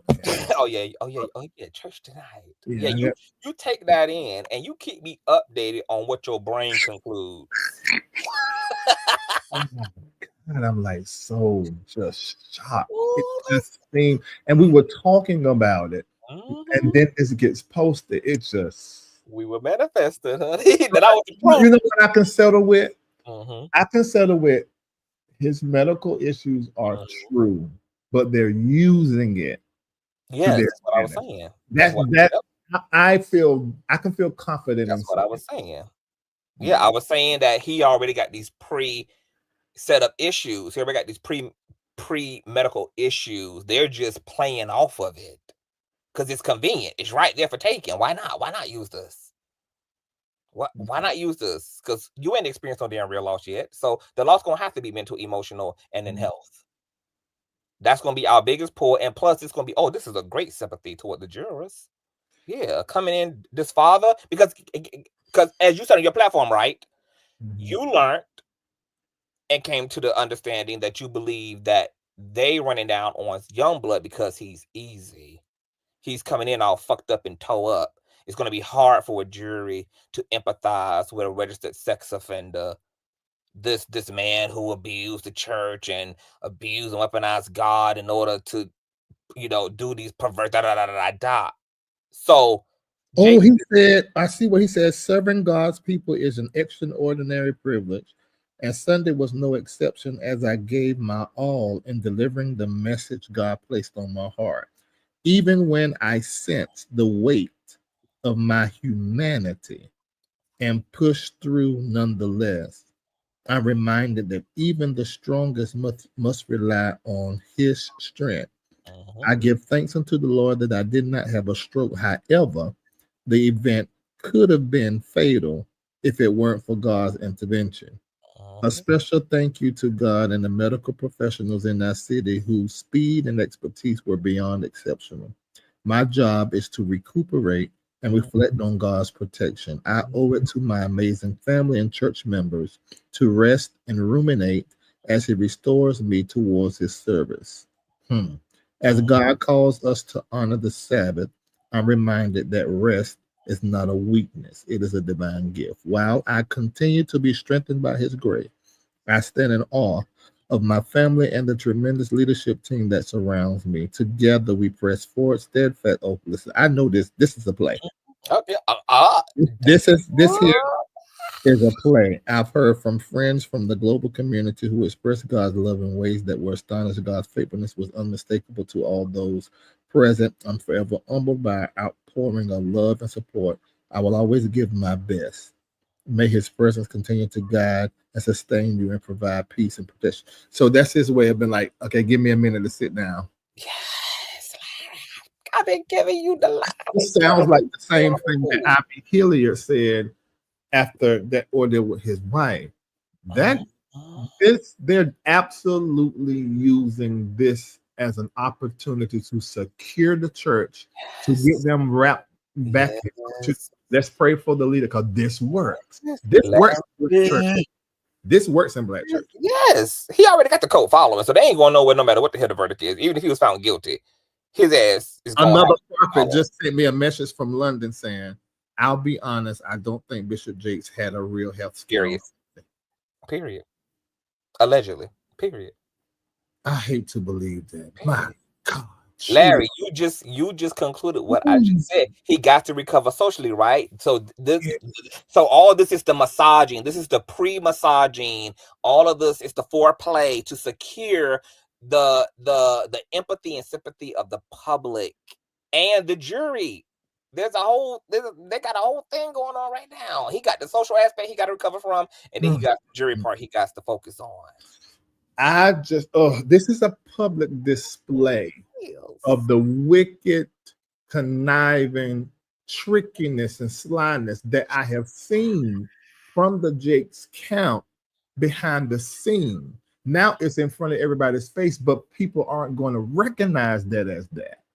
They're Black church people, God bless them, but some of them are the dumbest, and they are easily emotionally manipulated. Every offering time and emotionally manipulated. And this here is going to work on the older people. The younger people are looking side-eye. This is hard to believe,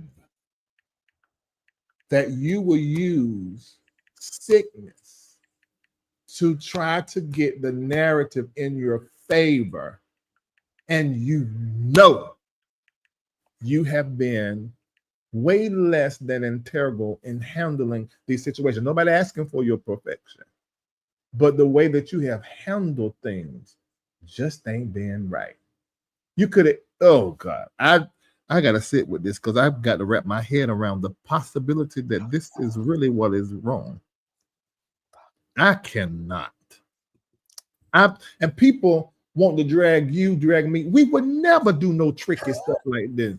We don't even move and even think to do nothing like this. Look, yeah, because I wouldn't even be in a situation like this to begin with. Man, it's just hard to. And for me, I'm so confident in the truth. Like the truth, that's all that's needed is the truth. Man, the truth. But this is sad to me. But Dr. Reid, though, but entertain this, right? That this also, because you said it, because now that a lawsuit has happened, we are now, this situation is now also in the building of business. Mm-hmm. Now they're doing business. Yeah, the mediation is business. All this is business now. So Jakes is okay. So wait. So are you saying that? I'm going on record saying that I believe they are absolutely using his sickness and health in their favor in this situation to curtail media coverage of what is really happening behind the scenes. That too. I believe that. I'm not gonna call his sickness fake, because I know he was sick, and he's fat. He's been fat for 1,000 years, so he got sicknesses. So why he all of a sudden down bad? All of a sudden, no. Why he all of a sudden now making it public? He been sick. You just ran right into That's it. What I'm saying. That's why all of a sudden. That's why I'm going on record saying that he. Using. Hold on, but wait, but I gotta challenge you a little bit more now, because do you because I'm with you. We all can surmise that Jakes clearly has to have some health problems, but do you believe what happened Sunday was a genuine, manifested, culminated expression of those medical issues, or is it a play? What happened Sunday, not his pre-existing issue, but do you believe that it was a genuine, manifested medical emergency Sunday? I can't say. I feel like it was. But I feel like he used it. It was extra. Soup it up. Just oh my god. People can't say that you hate this man because see how hard you fighting for him, his lap band. See how hard you. Everybody that watch me and know me know I was Team Jakes for decades. So all the people who've been saying Larry Reid one, y'all see the way that Larry Reid is advocating for Jake's integrity. He wants this to be a genuine medical emergency. I can't believe that. But I do believe that they're using this to their advantage. Shut. This is about to be a movie. I said this is going to be a shit show. It's gonna be a movie. This is gonna be a movie. We got Diddy trial next year. Now we got Jakes and Youngblood situation going. It's gonna be a shit show. 2025 is gonna be lit. The block is gonna be ablaze. And this is the first of many plays, baby. It's on. It's up. You got other religious leaders reaching out to you saying, "Yeah, man, this is a lights, camera, action." Yeah, they are. Lights, camera, action. Jakes, we on to you, girl, but we ain't mad at it. It's the world of business. Court, it's the world of business. Lawyers, it's the world of business. It's business. You got to do what you got to do. Youngblood got to do what he got to do. I mean, he is a stage playwright. He's a movie writer. He knows how to produce. That's why somebody said earlier in my chat, said CTV, don't let Jakes fool you. That man know how to act. I said, I know. I'm the one who don't. I'm the one who see through the bullshit. I ain't the one who gotta be convinced. Geminis. Oh, Jakes is a Gemini. Yes, he's a Gemini like Trump. Wow. Oh wow. Enough said. You know what Geminis do? But I ain't no Geminis. See, Geminis, I mean, just like all signs, you got the negative and the positive, the toxic, you know. But Geminis are just like Aquariuses, are known to go dark-sided and really seek power, control, prominence, the center stage, and they would manipulate to take what they want. That is when Geminis would do that, and you almost can't spot them because they're great communicators. Geminis called the communicator of the Zodiac. They can create and talk and make you believe everything. My dad is a Gemini. My Bishop Jordan is a Gemini. Trump is a Gemini. Jakes is a Gemini, and the list go on and on. Wow. I just text you something. Okay.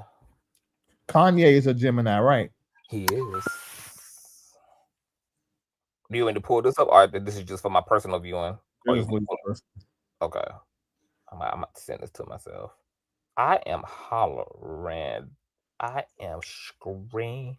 And the Gemini just brings it all full circle. So I know Jakes is slick as hell.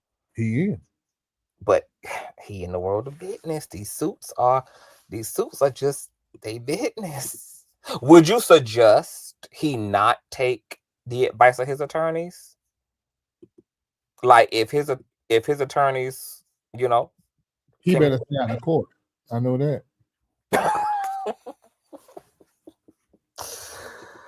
Oh, it don't look like he planning on it. I can't. This was the same. This was the same link I think you sent.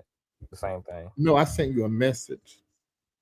A message where? Hold on. To your text message. Oh, yes, definitely. Mm-hmm. Now that's the dark side. That's the darkest side of the moon. That's the epitomized version.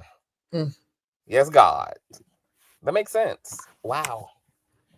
Yeah, doctor, Gemini women are a little bit different. They're different. Yeah, I've had pretty good experiences though with Gemini men for the most. Yeah, you should. I mean, Geminis are great people, but when they not run, same thing with Aquarius. Either we're gonna be good or we're gonna be your worst nightmare. I've been telling people since I known you. The only reason I've been able to put up with you is because you're sanctified and Holy Ghost filled. If your Aquarius didn't have the Holy Ghost, I couldn't deal. The Aquarius, I can deal with Aquarius women. The Aquarius, man, they need God. Y'all need the power of the Holy. Yeah. Because baby, that Aquarius, this is off the damn chain. Oh my God, your baby girl's a Gemini sun, Gemini moon. Oh, My you will twin really flame need Aquarius. moon emotional. So you will need. That's great. She's destined for leadership. Phyllis, yeah, leadership. Every Aquarius male I know think that they're a damn superhero, a philanthropist, a humanitarian. Like they definitely have a communal. They try to save the world. They try to save the world while they try to save the world while people right around them feel like they ain't there for them. And they're very smart and intellectual. Like every Aquarius male I know. Yeah, like they have a hero complex and they are very intellectual and smart. If they ain't got their shit together, baby, you're gonna have to put them down by a Glock 40. Take about the patch and just lay you down, sugar. Some Aquariuses are off the chain of male Aquariuses. So that's interesting. Wow. Yeah. So you tell me what you think about tell me what you conclude by the end of the night. I got to go. Yeah. Okay, now before you go, I need to go wash. Yes. Before you go, can you tell the folk to bless the king? Oh yes. Those of you that are here, well, you know, I love $8.88 because 3 8s represent Christ and Christ consciousness. But if you're enjoying what Consciouztv is doing, I think that it will only be proper for you to send at least $8.88. If you had to go to a movie and listen this long, it's been 2 hours and 28 minutes. You would have had to pay $25, $29, $30. So take a moment and take a fraction of that and send that to him. If you love him and if you love me. Thank you so much, Doctor. Okay. All right. See you later. Enjoy. Hit me later. That was Dr. Reid, you guys. This was a great unpacking. I'm so glad Dr. Reid would come up here and was able to go like dig into this thing. So now, after talking to Dr. Larry Reid and considering that Jakes has a pattern, allegedly, there are some people that have spoken to me personally about Jakes. I'm aware that Larry knows some things as it relates to Jakes. I'm going to upgrade my thoughts now. It's 50-50. Even though Youngblood credibility is shot to hell for the obvious reasons, because Jakes allegedly also has a pathology. It's either true that these things happen, or it's true that they didn't. But I also want to say that if these things are true, like Larry said, I mean, Youngblood is hurt, disappointed, but really all Jakes did was try to come on to another man. To Youngblood's point, he was of legal age. He could legally consent. He was 18, 19. He can date and be with who he wants at that age, be in college. He doesn't require parental supervision. He's, got legal autonomy at that age. So I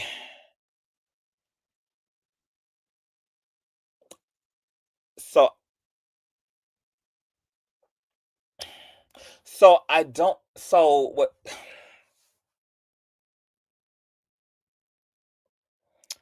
So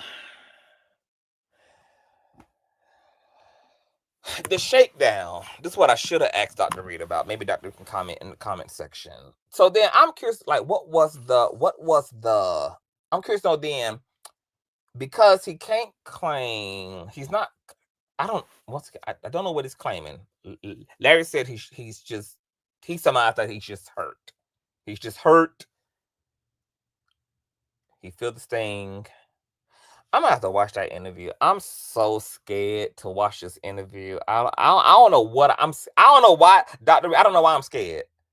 I don't know why I am afraid to listen to the interviews, because I just, for some reason, I've just had a block about listening to the interviews. But for me to get a real good grip on what's what, I'm gonna have to listen to the interviews. I'm disappointed that they long as hell, because I mean, ooh, I'm gonna have to sit. I'm gonna have to sit.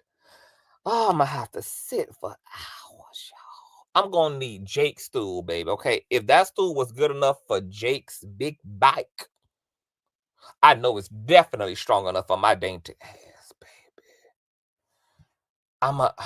Larry says you need to, the way you see into things, conscious. Oh my, I'm gonna have to pray.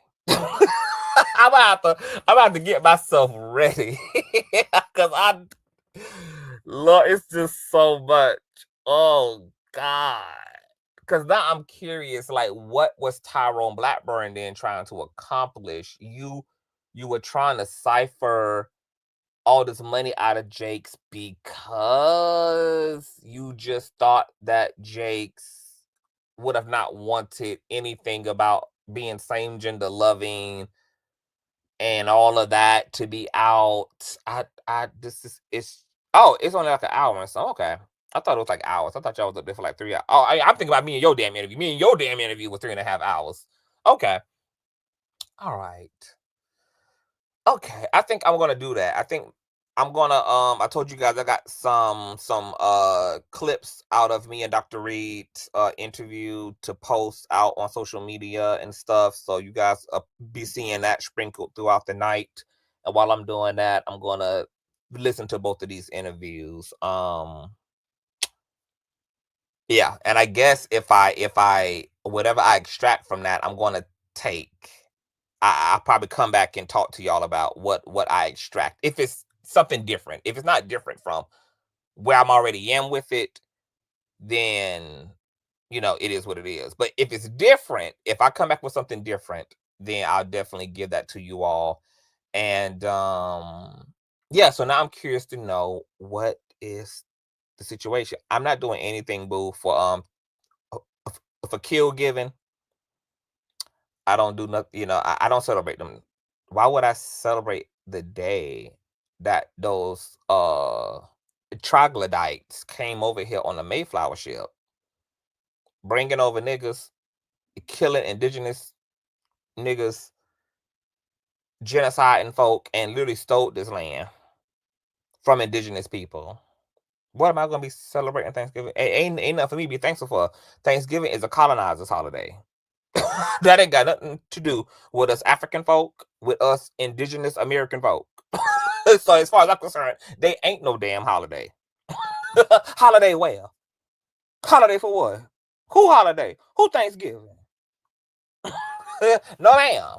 Came over here and fucked over all our ancestors and railroaded people who had a natural claim to this damn land and built this damn white capitalistic racist ass damn system that we all trying to damn dismantle and bulldoze. Thanksgiving for who? I'm just thankful to be alive to possibly whip this system's ass and bring it to its damn knees with all my other revolutionary ass ninjas. That's what I'm thankful for. I want to be packing for my upcoming 7-day cruise. On period, auntie, baby. Twerk, splash them titties for me, baby. When you out there, that good water with them fine men's, honey, and your 2-piece and your 1-piece, whatever you're going to be doing, auntie, honey, shake ass for me, baby. Remember me while you on that cruise, because Lord knows the CTV needs an old nasty vacation my damn self, baby. So, auntie Trish, let me live vicariously through your clappers out there on that damn cruise ship, child. Oh, that is so exciting. When you going on your 7, you going on 7. When you doing it? Is it before the year is out, auntie? Or this the top of the year cruise? You say you're gonna be packing for your upcoming 70 crew. That's nice. Well, Ray said, my family celebrates on Saturday. Oh, on period. Oh, shit. Okay, I got people coming through. Okay, hold on. Let me shout y'all out that I got to get the hell up out of here by damn self, child. Hold on. Okay, let me shout out my people, child. Shout out to my baby mother, mental ability, baby. She said the hell with 888, baby. Let me give you something you can feel. Shout out to my baby mother, high mental abilities. Thank you, baby. Shout out to high mental abilities sent to 888 and then some. Okay, shout out to my baby mother, Lenoa, Lisa, Teresa. Once again, Miss Mana and Tara, thank y'all all so much. Y'all know all the donation information is in the description box below and on the screen here. Auntie Trisha says, I'm going to bring you an Auntie, you better do it, Stella. You better motherfucking do it, Stella. Baby. I'll put in one better. Bring me a few uncles home.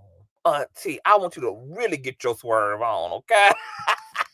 God bless you, Auntie. I love y'all. I'll see y'all later. I'm going to watch these interviews. We'll come back and talk about it, child. Y'all leave y'all comments, all that good jazz and everything. Child, love you long time. Bye.